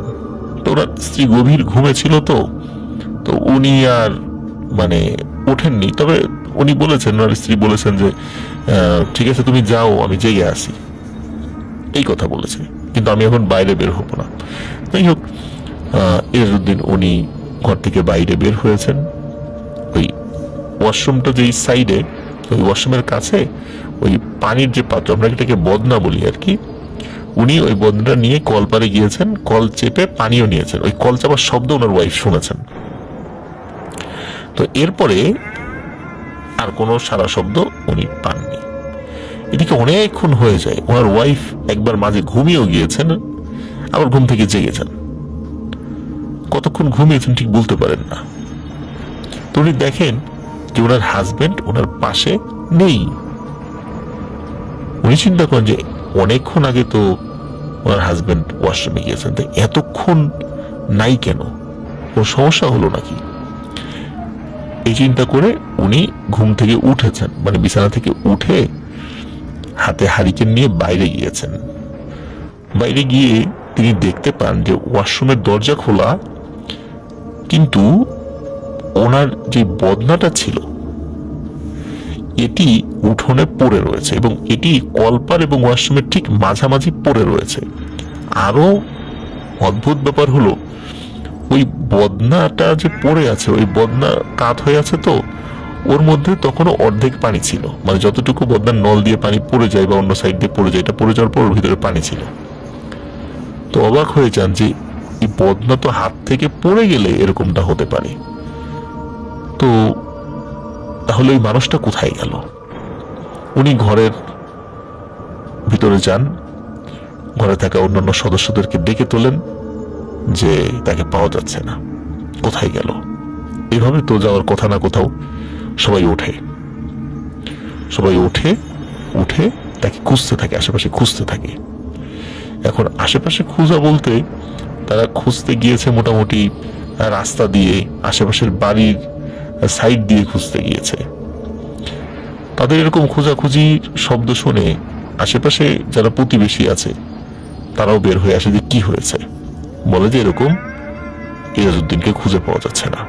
তখন তারাও হাতে টর্চ লাইট নিয়ে বের হয়ে যায়। তো চারদিকে খুঁজতে খুঁজতে একজন বলে, আচ্ছা পুকুর পাড়ে গিয়ে দেখি তো কি অবস্থা। তখন তারা পুকুর পাড়ে যায়। পুকুর পাড়ে যখন যায়, ওই পুকুর পাড়ে মূলত চারদিকে খুঁজে না পেয়ে যখন ফিরে আসছিল, তখন ওই আম গাছটার নিচে এজাজউদ্দিনকে তারা আবিষ্কার করে। ভয়াবহ অবস্থা, মারাত্মকভাবে সে আহত, রক্তারক্তি হয়ে খুবই বীভৎস অবস্থা হয়ে আছে তার পুরো দেহ। কোনো মতে জানটা আছে আর কি, তাও কেউ কেউ বলছে হয়তো সে মারা গেছে। কিন্তু এমন ভয়ানক অবস্থা তার কিভাবে হলো? কে এমন নৃশংসভাবে তাকে জখম করলো? কিভাবে সে বাড়ির উঠোন থেকে এখানে এসে পৌঁছলো? এই প্রশ্নের উত্তর পেতে হলে এজাজউদ্দিনের মুখ থেকেই শুনতে হবে, তাছাড়া কেউ তো জানে না। তাকে দ্রুত ওখান থেকে উদ্ধার করা হয়। ওই রাত্রেই আলফাডাঙ্গা উপজেলা স্বাস্থ্য কমপ্লেক্সে ভর্তি করা হয়। সে জীবিত ছিল, কিন্তু অবস্থা খুবই খারাপ ছিল। আরো একটা ভয়ানক ব্যাপার হলো, তার ডান হাতটা কনুই থেকে কবজি পর্যন্ত, কবজিও না মানে একদম হাতের নখ পর্যন্ত, 5 আঙ্গুল সহ এমন ভাবে গুঁড়ো গুঁড়ো হয়ে গেছে, মনে হচ্ছে কোনো একটা পাথরের উপর হাত রেখে আরেকটি ভারী পাথর দিয়ে আঘাত করে করে হাতটা এভাবে থেতলে দেওয়া হয়েছে হাড় সহ। ডাক্তার বলেন ওনার হাতের অবস্থা এতটাই খারাপ যে এটা আর অপারেশন করে আর ঠিক করা যাবে না, সমাধান একটাই, হাত কেটে ফেলতে হবে। বাধ্য হয়ে তার ডান হাতের কনুই থেকে হাত কেটে ফেলতে হয় তাকে বাঁচানোর তাগিদে। তার শারীরিক অবস্থাও খুব খারাপ ছিল। এই ঘটনার পরে তার শরীরের একাংশ অনেকটা প্যারালাইজড হয়ে যায়, ভালো মতো চলতে পারতেন না তিনি। তাকে বলা হলো যে তুমি কিভাবে ওইখানে গেলা? তখন তিনি গা শিউরে ওঠার মতো একটি ভয়ানক ঘটনা সকলকে বলেন। এজাজউদ্দিন বলেন যে তিনি ওয়াশরুমে যখন যাচ্ছিলেন হঠাৎ করে মনে হলো কে যেন একটা শক্ত হাতে তার হাত ধরে এক হ্যাচকা টানে তাকে ওই পুকুর পাড়ের দিকে নিয়ে গেল। পুকুর পাড়ের দিকে নেয়ার পর তাকে মাটির উপর সমানে আছড়াতে থাকে। চারদিকে মাটির উপরে মানে গড়িয়ে গড়িয়ে নিতে থাকে, মানে ছেঁচড়ানো যেটাকে আমরা বলি। তার সমস্ত শরীর ছুলে যেতে থাকে, তিনি প্রচন্ড জোরে চিৎকার করতে থাকেন, কিন্তু মনে হচ্ছিল তার গলা দিয়ে কোনো চিৎকার বের হচ্ছে না। কিন্তু তারপরও তিনি চিৎকার করতে থাকেন, কিন্তু তার চিৎকার কিন্তু কেউ শুনতে পায়নি। তখন উনি বলেন যে আমাকে যখন এরকম ভাবে নির্যাতন করা হচ্ছিল আমার মনে হলো একটি নারী ছায়ামূর্তি আমার সামনে দাঁড়িয়ে আছে এবং সেই আমার উপর এরকম নির্যাতন করছে। আর এই ছায়ামূর্তির চেহারা আমার কাছে আস্তে আস্তে স্পষ্ট হয়। আমি দেখতে পাই একটি ষোড়শী বা অষ্টাদশী, মানে 16 বা 18 বছর বয়স এরকম হবে কোন একটা মেয়ে, যার চেহারা বেশ ভালো, কিন্তু চেহারাটা খুব রাগান্বিত মনে হচ্ছিল। সে সালোয়ার কামিজ পরা ছিল। সে আমাকে আক্রমণ করেছে এবং আক্রমণের একটা পর্যায়ে এসে আমার ডান হাতের কনুইয়ের এখানে চেপে ধরে এবং এমন ভাবে চেপে ধরে যে চেপে ধরার সাথে সাথে আমার হাড়গুলো গুঁড়ো গুঁড়ো হতে থাকে এবং হাড় ভাঙার শব্দ আমি নিজেই পাচ্ছিলাম। ব্যথায় প্রচন্ড জোরে আমি চিৎকার করছিলাম, কিন্তু আমার সে চিৎকার আশেপাশের কেউই বোধ হয় শুনতে পাইনি। কেন শুনতে পাইনি এটা আমি জানি না, কিন্তু আমি আমার সর্বোচ্চ শক্তি দিয়ে, আমার গলার সর্বোচ্চ স্বর যতটুকু ওঠে সেটা দিয়ে আমি চিৎকার করেছিলাম। আমার হাত যখন ধরে একটা অংশ যখন ভেঙে যায় তখন তার ঠিক নিচের অংশে তার হাত নিয়ে যায়, আবার চেপে ধরে, আমার গুঁড়ো গুঁড়ো হয়ে যায় আমার হাত। এইভাবে আস্তে আস্তে আমার নখ পর্যন্ত চেপে ধরে আমার হাত একদম গুঁড়ো গুঁড়ো করে ফেলে। এরপরে আমার আর কিছু মনে নেই। তারপর আমি নিজেকে হসপিটালে আবিষ্কার করি। প্রিয় লিসেনার্স, ঘটনা কিন্তু এখানেই শেষ নয়। ভয়ানক ঘটনা যেটি ঘটে সেটি হচ্ছে এজাজউদ্দিন তো অসুস্থ হয়েই ছিল। এই হসপিটাল থেকে নিয়ে আসার কিছুদিন পরে এজাজউদ্দিনের আচরণে এক অদ্ভুত পরিবর্তন সবাই খেয়াল করে। সেটা হলো এজাজউদ্দিন পরিবারের সদস্যকে বলতে থাকে, এই আমি কি জামা কাপড় পরে আছি, আমি লুঙ্গি পরা কেন, আমি গেঞ্জি পরা কেন, আমাকে শাড়ি দে, আমাকে ব্লাউজ দে, আমি এগুলো পরা কেন, এগুলো কি কোনো মহিলা মানুষ পরে, আমাকে এই কাপড়গুলো দে, আমাকে চুড়ি দে। সবাই অবাক হয়ে যায়, কি বলে উনি, উনি কেন শাড়ি চুড়ি ব্লাউজ এগুলো চাচ্ছে। এবং উনি সত্যি, ওনার তো প্যারালাইজড হয়ে গিয়েছিল এক পাশ, তারপর টুকটাক নড়াচড়া করতে পারত। উনি ওই মেয়েদের জামা কাপড় পরার চেষ্টা করত এবং পরিবারের সদস্যদের কাছ থেকে উনি সেই কাপড়গুলো ছিনিয়ে নিয়ে পরার চেষ্টা করত। এরকম ওনার আচরণে অদ্ভুত পরিবর্তন লক্ষণীয় হয়। প্রিয় লিসেনার্স, আপনারা কি কোনো কিছুর সাথে মিল খুঁজে পাচ্ছেন? আলামিন ডাক্তারের কথা মনে আছে? আলামিন ডাক্তারের মৃত্যুর আগে কি হয়েছিল? সে কিন্তু এই মেয়েদের পোশাক পরা শুরু করেছিল, তার আচরণের ভিতরে এই মেয়েলি স্বভাব চলে এসেছিল। তারপরে কিন্তু সে মারা যায়। নামই হয়ে গিয়েছিল হিজড়া ডাক্তার, ওই আলামিন ডাক্তারের নাম হয়ে গিয়েছিল এলাকায়। এরপরে দ্বিতীয় যে ঘটনা আমি জুনিভূতের বলেছিলাম যে জুনিভূত কিভাবে হলো, কি হয়েছিল আসলে, জুনির উত্থান কিভাবে, সেখানে এনামুল নামে যে ছেলেটা সবার শেষে মারা গিয়েছিল, আপনাদের কি মনে আছে? সেই ছেলেটি মৃত্যুর আগে মহিলাদের হাতে পায়ে জড়িয়ে ধরত, তাদের কাছে মাপ চাইতো, তার মধ্যেও মেয়েলি স্বভাব চলে এসেছিল কিছুটা, তবে এতটা না। সেও কিন্তু মারা গিয়েছিল।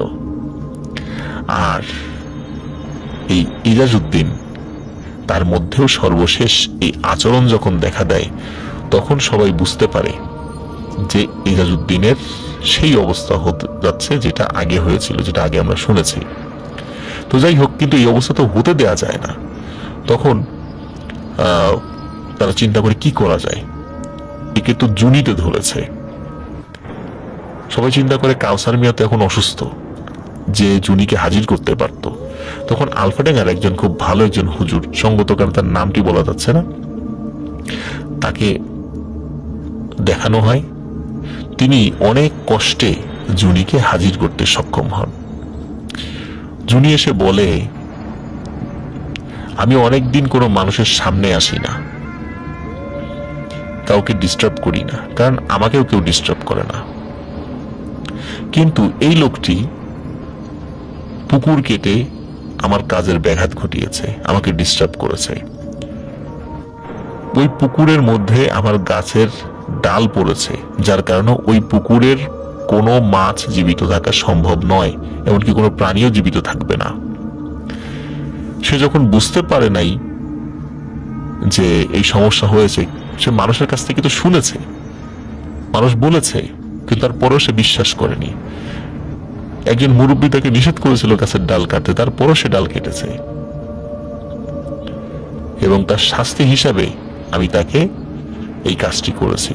আমি তাকে প্রাণে মেরে ফেলতে পারতাম, কিন্তু প্রাণে মেরে ফেললে মানুষ বুঝতে পারতো না যে আসলে কোন অপরাধে তাকে শাস্তি দেওয়া হয়েছে, বরঞ্চ কোন নিরপরাধ ব্যক্তিকে পুলিশে ধরে নিয়ে যেত তাকে হত্যার অপরাধে। এই জন্য তাকে আমি প্রাণে মারিনি, যাতে করে সে পরে মানুষকে বলতে পারে যে আসলে কি কারণে তার এই পরিণতি হয়েছে। আমি কাউকে ডিস্টার্ব করব না, কেউ যেন আমাকে ডিস্টার্ব করতে না আসে। যতদিন এই গাছ জীবিত থাকবে, আল্লাহ যদি আমাকে হায়াতে রাখে, তাহলে আমিও জীবিত থাকব এবং আমি এই গাছেই থাকবো। প্রিয় লিসেনার্স, এখানে কিন্তু একটা কথা বলে রাখি, মৃত মানুষ কিন্তু কখনো ফেরত আসে না। মূলত জুনিরূপী একটি জিন সেই এই কাজটি করে যাচ্ছে, যার কারণে এই জিনটি যতদিন জীবিত থাকবে বা এই গাছ যতদিন জীবিত থাকবে, সে এই গাছেই থাকবে। কিন্তু সে কোনো মানুষকে ক্ষতি করবে না, কিন্তু মানুষ যেন এই গাছের কোনো ক্ষতি না করে, এটি হচ্ছে তার শর্ত। এই বলে সে চলে যায়। প্রিয় লিসেনার্স, এজাজউদ্দিন উনি সপ্তাহখানেক আগে ইন্তেকাল করেছেন।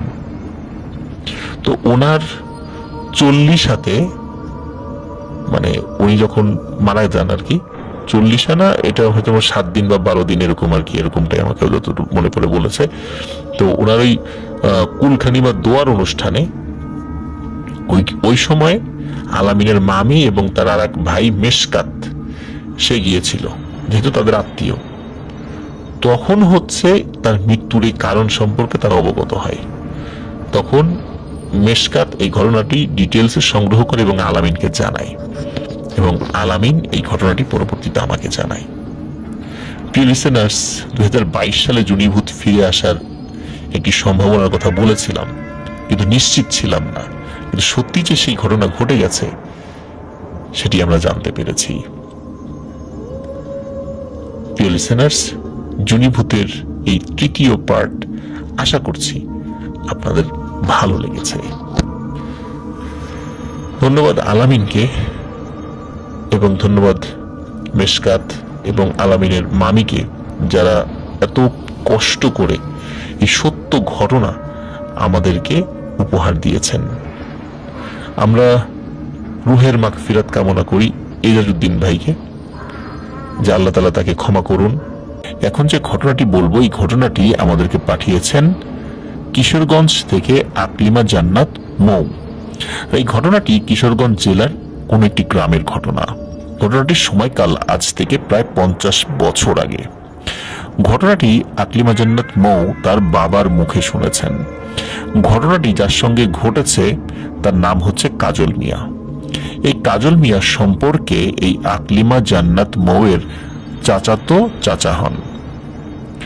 তো ঘটনা আসলেই খুবই মর্মান্তিক। আমি পড়েছি ঘটনাটি। তো প্রিয় লিসেনার্স, ঘটনাটি আমি এই আকলিমা জান্নাত মৌ ঠিক যেভাবে লিখেছেন আমি সেভাবেই বলার চেষ্টা করব, তাতে করে আপনাদের বুঝতে সুবিধা হবে। তো চলুন চলে যাই মূল ঘটনায়। বলছেন আকলিমা জান্নাত মৌ, ঘটনাটি ঘটে আমার বাবার চাচাতো ভাই কাজল মিয়ার সাথে। কাজল চাচা তখন সবে ইন্টারমিডিয়েট পরীক্ষা দিয়েছেন। আমার চাচাতো দাদার নাম ছিল মুসা মিয়া। তার অনেক স্বপ্ন ছিল ছেলেকে ঢাকার বড় কোনো কলেজে পড়াবেন, কিন্তু কাজল চাচার পড়াশোনাতে তেমন একটা ঝোঁক ছিল না। তাই মোটামুটি ভালো একটা রেজাল্ট করেও কাজল চাচার পড়াশোনার দিকে মনোযোগ একদমই আর রাখতে পারছিলেন না। চাচার এই ধরনের চিন্তা ভাবনা বা কর্মকাণ্ডের কারণে চাচার বাবা সিদ্ধান্ত নেন তিনি আর তার ছেলেকে লেখাপড়া করাবেন না।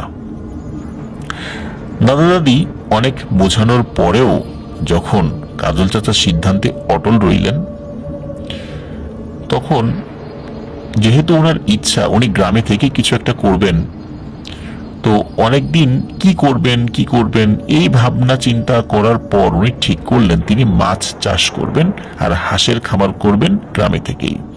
আর তার এই সিদ্ধান্তেই তার বাবা সম্মতি দিলেন। শুরুতে ছোট করে শুরু করে তারপরে যদি লাভ হয় সেই ব্যবসাটাকে আরো প্রসারিত করবেন, এমনটাই ইচ্ছা ছিল কাজল চাচার।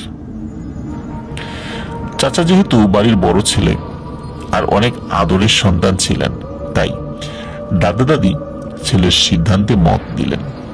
দাদা ঠিক করলেন দাদাদের বাড়ির পেছনের 5% জায়গা উনি ওনার ছেলের মাছ চাষের জন্য পুকুর বানানোর উদ্দেশ্যে ছেড়ে দেবেন। এমনিতেই ওই জমিটাতে তেমন একটা ভালো ফলন হতো না কোনো একটা রহস্যজনক কারণে। চাষ করলেও সেখানে ফসল ওইভাবে ফলতো না, অনেকটা পরিত্যক্ত বা বিরানের মতোই পড়েছিল।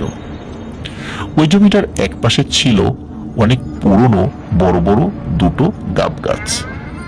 আশেপাশে ছোট বড় আরো বিভিন্ন গাছ ছিল, কিন্তু পুকুর খনন করতে হলে ওই গাব গাছ দুটো সহ বাকি অন্য গাছগুলো কেটে ফেলতে হবে।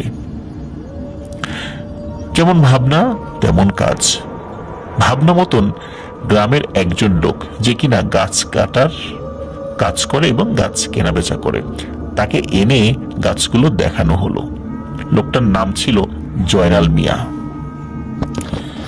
জয়নাল মিয়া গাছগুলো দেখে বললেন আগামীকাল ভোরে নাস্তার পরেই উনি ওনার 4 জন সহকর্মীদের সাথে নিয়ে গাছ কাটায় লেগে পড়বেন। সেদিন রাতে আমার দাদি একটি স্বপ্ন দেখেন।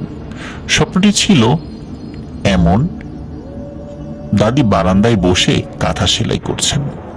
এমন সময় কোথা থেকে এক অচেনা ভিখারি মহিলা এসে তার কাছে ভিক্ষা চাইল। দাদি ভিক্ষা দেবার পরে মহিলাটি হুট করে বলে বসল, আপনাদের বাড়ির পেছনের ওই জমিটাতে কি মাছ চাষ করবেন? দাদি অবাক হয়ে মহিলাটির দিকে তাকিয়ে প্রশ্ন করলেন, আপনি জানলেন কি করে এই কথা? মহিলাটি দাদির প্রশ্নের কোনো উত্তর না দিয়ে আবার বলল, পুকুর তো কাটবেনই, আর পুকুর কাটার জন্য গাছ কাটতে হবে, কিন্তু অন্য যেই গাছই কাটেন না কেন ওই গাব গাছ দুটো কাটতে পারবেন না। যদি কাটেন তো যে কাটবে তারও জীবন নাশ হবে এবং সেই সাথে আপনাদেরও জীবন নাশ হবে। এরপর দাদির স্বপ্ন ভেঙে যায়। পরদিন সকালে স্বপ্নটিকে দাদি একটি নিছক স্বপ্ন ভেবেই প্রথম দিকে এতটি পাত্তা দেননি, তবে মনের মধ্যে কিন্তু একটা খচখচানি ভাব তার ছিলই। সকালে যখন জয়নাল মিয়া তার লোকজনকে সাথে নিয়ে গাছ কাটার সরঞ্জামাদি নিয়ে দাদার উঠানে এসে দাদাকে আর কাজল চাচাকে ডাক দিল, তখন আবার দাদি রাতে দেখা স্বপ্নটির কথা মনে পড়ে যায়। উনি দাদাকে আড়ালে ডেকে রাতে দেখা সেই স্বপ্নের কথাটি দাদাকে বলেন। দাদা তো হেসেই উড়িয়ে দেন সেই কথা। উনি দাদিকে বলেন, ধুর, এটা তো একটা স্বপ্নই, এটাকে নিয়ে এত মাথা ঘামালে কি চলবে? এই বলে দাদা জয়নাল মিয়া ও অন্য লোকজনদেরকে সাথে নিয়ে ওই জমিতে চলে যান। বেলা 11টা পর্যন্ত ছোটখাটো অন্য গাছগুলো কাটার পর বাড়ি থেকে নিয়ে আসা হালকা কিছু নাস্তা করা হয়। নাস্তা খাবার পর মস্তু মিয়া আর স্বপন মিয়া নামের দুজন লোক উঠে পড়ে গাব গাছ দুটোর একটাতে। প্রথমে হালকা পাতলা চিকন কিছু ডাল কাটার পর এবার বড় মোটা ডালগুলো কাটার পালা। উপরের একটি কাছের ডালে বসে নিচের একটি ডাল কেটে ওই ডালটি মোটা রশি দিয়ে বেঁধে নিচে নামানো হবে। সেই মতন মস্তু মিয়া নামের লোকটি কুঠার নিয়ে উঠে পড়েন উপরের একটি ডালে। সুবিধা মতন জায়গায় বসে সবেমাত্র মোটায় একটি ডালে 2টা কি 3টা কোপ দিয়েছেন কুঠার দিয়ে। অমনি হঠাৎ সবাইকে চমকে দিয়ে জোর একটি চিৎকার করে গাছ থেকে মাটিতে পড়ে যান মস্তু মিয়া। জয়নাল মিয়া আর আমার দাদা মোসা মিয়া তখন অন্য একটি গাছের ছায়ার নিচে দাঁড়িয়ে আলাপ করছিলেন। হঠাৎ করে এমন একটি ঘটনা ঘটে যাওয়ায় সবাই আটকে ওঠে। মস্তু মিয়া যেখানে পড়ে অজানা কারণে ছটফট করছেন সেখানে ছুটে গেলেন তারা। কিছুই বুঝতে পারছেন না ঘটনাটি আসলে কি ঘটল। মস্তু মিয়াও কিছুই বলতে পারছে না, সমানে মিগি রোগীর মতো ছটফট ছটফট করছে। ওই গাছের এক ডালে স্বপন মিয়া নামের যে লোকটি বসেছিলেন তিনি সাপ সাপ বলে ভয়ে চিৎকার করতে করতে তরতর করে গড়িয়ে গাছ থেকে নিচে নেমে আসলেন। ভয়ে ভয়ে বলতে লাগলেন, মস্তু মিয়াকে সাপে কামড়াইছে। ইয়া মোটা কুচকুচে কালো বিশাল একটি সাপ নাকি মস্তু মিয়াকে কামড়াইছে, এইটাই বলতেছেন এই স্বপন মিয়া। উনি এই সাপটি গাছের অন্য একটি ডালে দেখেছেন। সবার আর বুঝতে বাকি রইল না মস্তু মিয়াকে আসলে সাপে কামড় দিয়েছে। সবাই মিলে মস্তু মিয়াকে ধরাধরি করে আমার দাদা মোসা মিয়ার বাড়ির উঠোনের এক কোনায় নিয়ে চাটাইয়ের উপর শুইয়ে দিল। আশেপাশের সব মানুষজন এসে ভিড় করছে। সবার চোখের সামনে কাউকে কিছু করার সুযোগ না দিয়েই ছটফট করতে করতে মস্তু মিয়া মারা যায়। মস্তু মিয়ার পরিবার সহ এলাকায় শোকের ছায়া নেমে এলো। কি হতে কি হয়ে গেল, এমনটা তো হবার কথা ছিল না। এই ঘটনার পর 3 দিন গাছ কাটা বন্ধ ছিল। 4 দিনের দিন গাছ কাটতে আসার কথা ছিল আবার জয়নাল মিয়ার, কিন্তু সেদিন বেলা 11টার দিকে এসে জয়নাল মিয়া আমার দাদাকে বলে যান তিনি বা তার দলের কেউই এই গাছ দুটো কাটতে পারবেন না, কারণ গত রাতে নাকি জয়নাল মিয়া স্বপ্নে দেখেছেন ওনার ঘরের চালের নিচে বেতের যেই সিলিং দেয়া আছে ওই সিলিং এর ফাঁক দিয়ে কুচকুচে কালো মোটা একটি সাপের মাথা বেরিয়ে এসে জয়নাল মিয়াকে বলছে, খবরদার জয়নাল, ওই গাছে আর একটা টোকাও লাগাবি না, তাহলে মস্তু মিয়ার সাথে যা ঘটেছে তোদের সাথেও তেমনই ঘটবে। তাই জয়নাল মিয়া বা তার দলের কেউই এই গাছ কাটবে না বলে সিদ্ধান্ত নিয়েছে। তাদের এই সিদ্ধান্তের কথা তারা জানিয়ে দেয়। এবার দাদা দাদি একটু চিন্তায় পড়ে যান। ওই গাছ দুটো তো কত বছর ধরে ওখানে আছে, কই কোনোদিন তো আমরা বা গ্রামের কেউ কিছু দেখেনি সেখানে, বা ভয় ডর পাওয়ার ঘটনাও শোনেনি বা দেখেওনি। তাহলে এসব কেন এখন ঘটছে? এই স্বপ্নের কথা কি তাহলে আদৌ সত্যি, নাকি নিছক মনের একটি ভয়? দাদা বিষয়টাকে হালকার উপরই নিলেন, ঠিক করলেন এই লোক দিয়ে গাছ না কাটানো গেলে কি হবে, আশেপাশের অন্য গ্রামে তো আরো গাছ কাটার লোকের অভাব নেই, তাদের কাউকে দিয়ে গাছ দুটো কাটিয়ে নিলেই হবে, যেহেতু আশেপাশের সব গাছ কাটা হয়ে গেছে, শুধু এই দুটো গাছই বাকি। কিন্তু কথা কি আর গ্রামে গোপন থাকে? যে লোকই গাছ দুটো দেখতে আসে কাটার জন্য, যারা বলে আগামীকালকে থেকে বা বিকালের দিকে এসে গাছ কাটবে, এই কথা বলে ফিরে যায়, ওই লোক আর গাছ কাটতে আসে না। গ্রামের লোকজন তাদেরকে পথে পেলে জানিয়ে দেয়, কোন গাছ কাটতে আসছেন আপনারা? ও মুসামিয়ার গাছ, ওই গাছ কাটতে গিয়ে কিন্তু মানুষ মারা গেছে, খবরদার ওই গাছ কাটবেন না। এই কারণে কোনো লোক গাছ কাটতে আসে না। গ্রামে তো রোটে গেছে ওই গাছ দুটোয় দোষ আছে, আর যেই কাটতে যাবে তারই ক্ষতি হবে। এই সতর্কবাণী শোনার পর আর কেউই ওই গাছ কাটার জন্য আর দ্বিতীয়বার ফিরে আসে না। ভালোই ঝামেলায় পড়া গেল। গাছ দুটো না কাটলে তো আর পুকুর কাটা হবে না। তাই কাজল চাচা সিদ্ধান্ত নেন বাইরের কারোর কাজ আর লাগবে না, চাচা আর ওনার তিনজন বন্ধু মিলেই গাছটি কেটে ফেলবেন। এই কথাটা তিনি আবার তার মা বাবা মানে দাদা দাদির কাছে গোপন রেখেছিলেন, কারণ ওনারা জানলে যদি বাধা দেন, আবার গাছ দুটো না কাটলেও পুকুর কাটা যাচ্ছে না, ওনার ব্যবসা বাণিজ্যও থেমে আছে। যাই হোক, চাচার সামনে গাছ কাটার একটি সুযোগও চলে আসে একদিন। সেদিন অন্য একটি গ্রামে চাচার খালার বাড়িতে খালার শাশুড়ির 40 অনুষ্ঠানের দাওয়াত ছিল সবার। দাদা দাদি আর ওনারা ছোট 3 ভাই বোন ওই গ্রামে দাওয়াত খেতে গেলে চাচা গাছ কাটবেন বলে নিয়ত করে রেখেছিল আগে থেকেই, তাই একটি অজুহাত দেখিয়ে বাড়িতে থেকে গেলেন, বললেন যে আমি যাব না দাওয়াতে, তোমরা সবাই যাও। বাড়ির সবাই বাড়ি থেকে বেরিয়ে পড়া মাত্রই কাজল চাচা আর তার 3 বন্ধু মামুন, হুমায়ুন আর জাকিরকে খবর পাঠিয়ে গাছ কাটার জন্য প্রয়োজনীয় জিনিসপত্র সাথে নিয়ে বাড়িতে আসতে বলেন। সবাই চলে আসলে ঘরে তালা মেরে গাছ কাটার উদ্দেশ্যে বাড়ির পেছন দিকে 4 জনে চলে যায়। চাচার খালার বাড়ি ওই গ্রাম থেকে বেশ দূরে, তাই দাদা দাদি ও তার 3 ভাই বোনকে একদিন অবশ্যই থেকে আসতে হবে চাচার খালার বাড়িতে।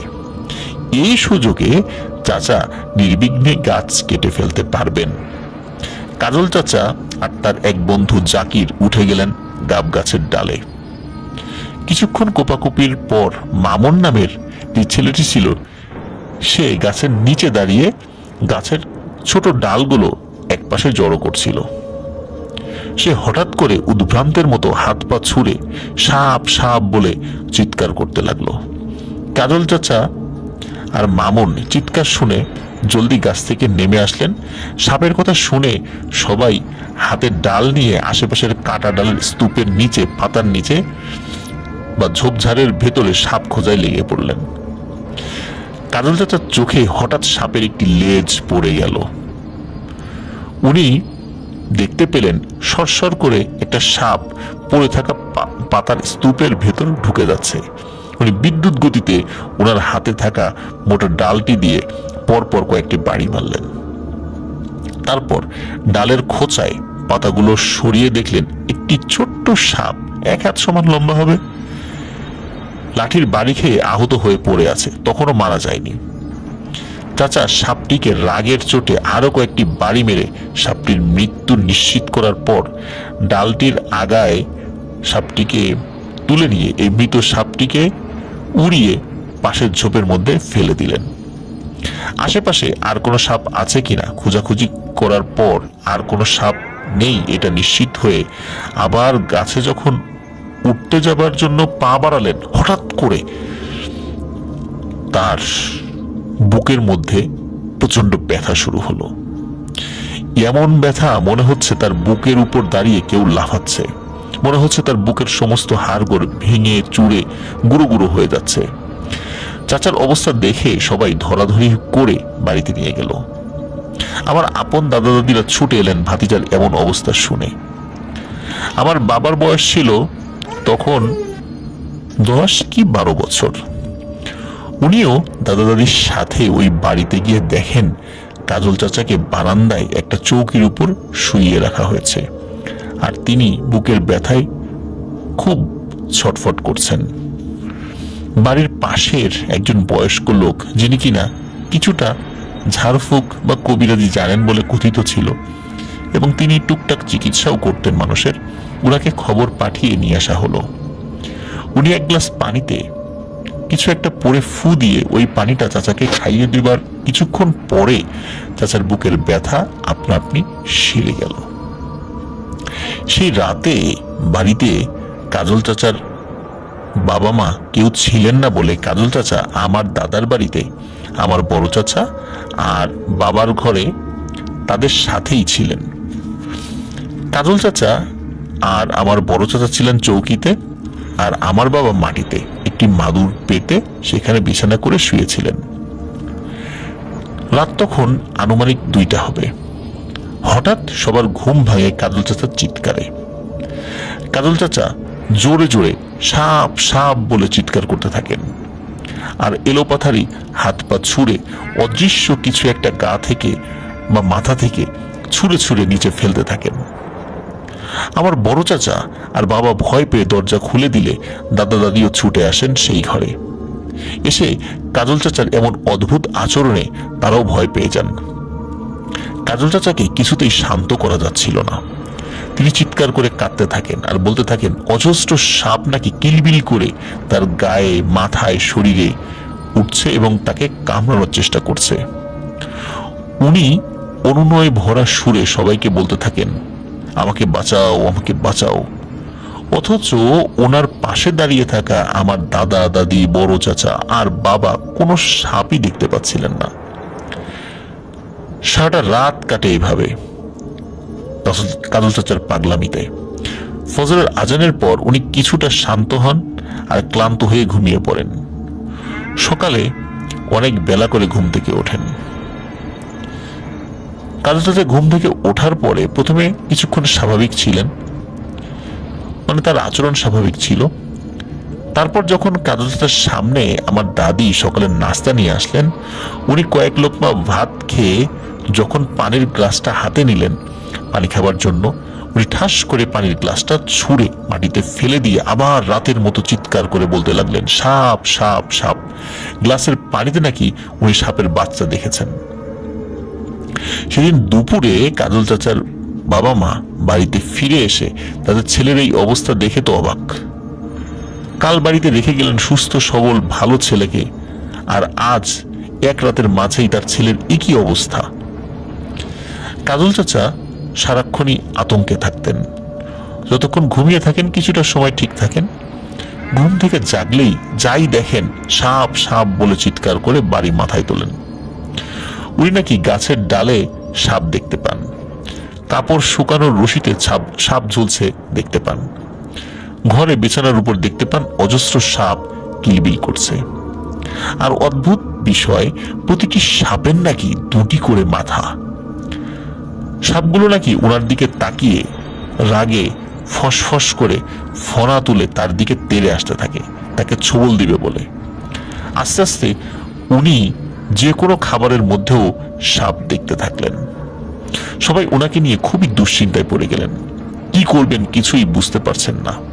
প্রথম দিন যেই মুরব্বীর কাছে পানি পড়া কাজল চাচা নিয়েছিলেন এবং কাজল চাচার বুকের ব্যথাটা যার কাছ থেকে পানি পড়া নিয়ে সেরে গিয়েছিল, উনি এসে কাজল চাচাকে দেখলেন, কিছু ঝাড়ফুঁক করলেন, কিন্তু কিছুতেই কিছু হলো না।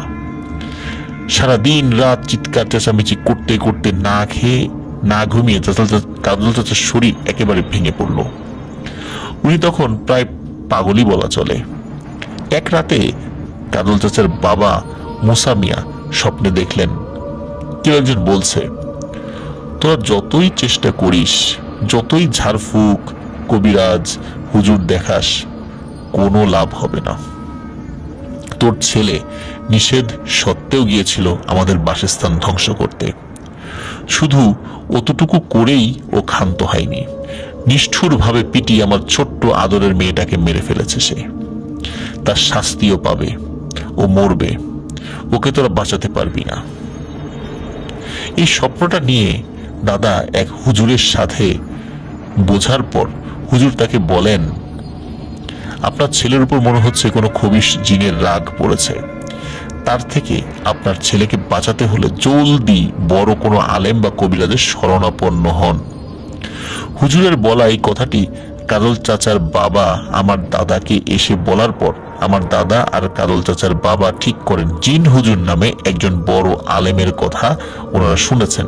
ওই আলেম নাকি অনেক কঠিন জিনে ধরা রুগীকে সুস্থ করেছেন আল্লাহর ইচ্ছায়। পরদিন তারা কাজল চাচাকে নিয়ে ওই আলেমের কাছে যাবেন, কিন্তু সেই সুযোগ আর তারা পাননি। তার আগেই ঘটে যায় এক মর্মান্তিক ঘটনা। কাজল চাচার এমন পাগলামির কারণে রাতে আমার দাদা আর কাজল চাচার বাবা কাজল চাচার রুমে থাকতেন। একসাথে কাজল চাচাকে মাঝখানে রেখে দুই ভাই শুতেন দুই সাইডে। ওই রাতে দুই ভাই শুয়েছিলেন কাজল চাচার সাথেই। রাতে কাজল চাচার বাবা একটা দুঃস্বপ্ন দেখেন। ওনাদের বিছানার পায়ের কাছে যে জানালাটা আছে, সেই জানালাটা একটু হালকা বাতাসে খুলে গেল, আর জানালার শিকের ফাঁক দিয়ে কুচকুচে কালো মোটা দুই মাথার একটি বড় অ্যানাকোন্ডা আকৃতির সাপ ধীরে ধীরে এগিয়ে এসে কাজল চাচার পুরো বডিটাকে পেঁচিয়ে ধরে। তার হাতে পায়ে বুকে পরপর কয়েকটা ছোবল মারে। কাজল চাচা চিৎকার করে উঠল সেই ছোবলে। কাজল চাচার আর আমার দাদার দুজনেরই একসাথে ঘুম ভেঙে যায় কাজল চাচার বিকট আর্তনাদের শব্দে। স্বপ্নের চিৎকারের শব্দ আর বাস্তবের চিৎকারের শব্দ একই সাথে শুনতে পান কাজল চাচার বাবা। ওনাদের বিছানার সাইডে একটা টেবিলের উপর টিম টিম করে জ্বলছিল একটি হারিকেন। চাচার চিৎকারের শব্দে যখন দুই ভাইয়ের ঘুম ভেঙে যায়, তখন চোখের পলকেই মনে হলো বিছানার পাশে থাকা হারিকেনটি কিছু একটির বাড়ি লেগে মেঝেতে পড়ে ঠাস করে ভেঙে গেল। আমার দাদার মনে হলো উনি যেন হারিকেনটা নিচে পড়ে যাবার আগে হালকা করে জানালা দিয়ে একটি সাপের লেজকে বেরিয়ে যেতে দেখেছেন। পুরোটা ঘর অন্ধকারে ছেয়ে আছে, আর সেই সাথে কাজল চাচার চিৎকার। দিশেহারা হয়ে আমার দাদা বিছানা থেকে নেমে অন্ধকারের মেঝে হাতড়াতে লাগলেন হারিকেনটার খোঁজে। হারিকেনের ভাঙা কাচের খোঁচায় দাদার হাত কেটে গেল। দাদা সেই দিকে পরোয়া না করে জলদি উঠে দাঁড়িয়ে ঘরের দরজা খুলে কাজল চাচার মা আর আমার দাদিকে ডাকতে লাগলেন আলো নিয়ে আসার জন্য। কিছুক্ষণ পরেই কাজল চাচার গোঙানি শোনা গেল। তারপর আস্তে আস্তে ধীর ধীর ধীর হতে থাকলো সবকিছু। ধীর হতে হতে সব চুপ, স্তব্ধ হয়ে গেল। কাজল চাচার বাবা ছেলের পাশে বসে অন্ধকারে ছেলের মুখে বুকে হাত দিয়ে ছেলেকে ডাকছেন, কাজল, এই কাজল, কি হলো বাপ, কি হয়েছে তোর? এই কাজল, কথা কও বাপ। কিন্তু কাজল চাচা চুপ। যতক্ষণে দাদিরা আরেকটি হারিকেন নিয়ে এসে ঘরে ঢুকেছেন, ততক্ষণে সব শেষ। কাজল চাচা চলে গেছেন না ফেরার দেশে। কাজল চাচার মৃত্যুতে দাদা দাদি খুবই ভেঙে পড়েন। পুরো পরিবারে নেমে আসে শোকের ছায়া। বংশের বড় ছেলের এমন অপ্রত্যাশিত করুণ মৃত্যুকে আসলে কেউই মেনে নিতে পারেনি। কেউ আশাও করতে পারেনি এমন ঘটনা ঘটবে। আমার দাদা বাড়ির অনেক কিছু আজ পাল্টে গেছে। পুরনো ঘর ভেঙে সেখানে উঠেছে 3 তলা আলিশান দালান।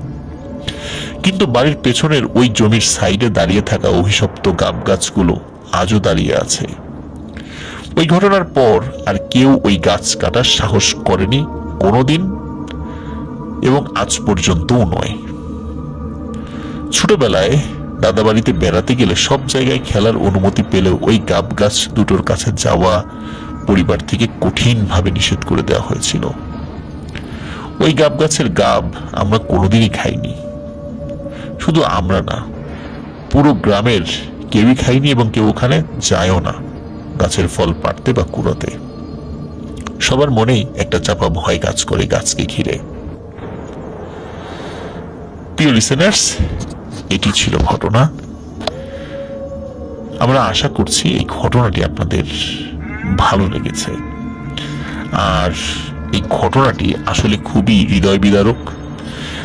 আর এই টাইপের ঘটনা আমরা যে কখনো বলিনি তা কিন্তু নয়। প্রতিনিয়ত এই ধরনের সত্য ঘটনা আমরা পাচ্ছি আপনাদের কাছ থেকে। এই ঘটনাগুলোর একটি বিশেষত্ব রয়েছে এবং একটি কমন লেসন রয়েছে।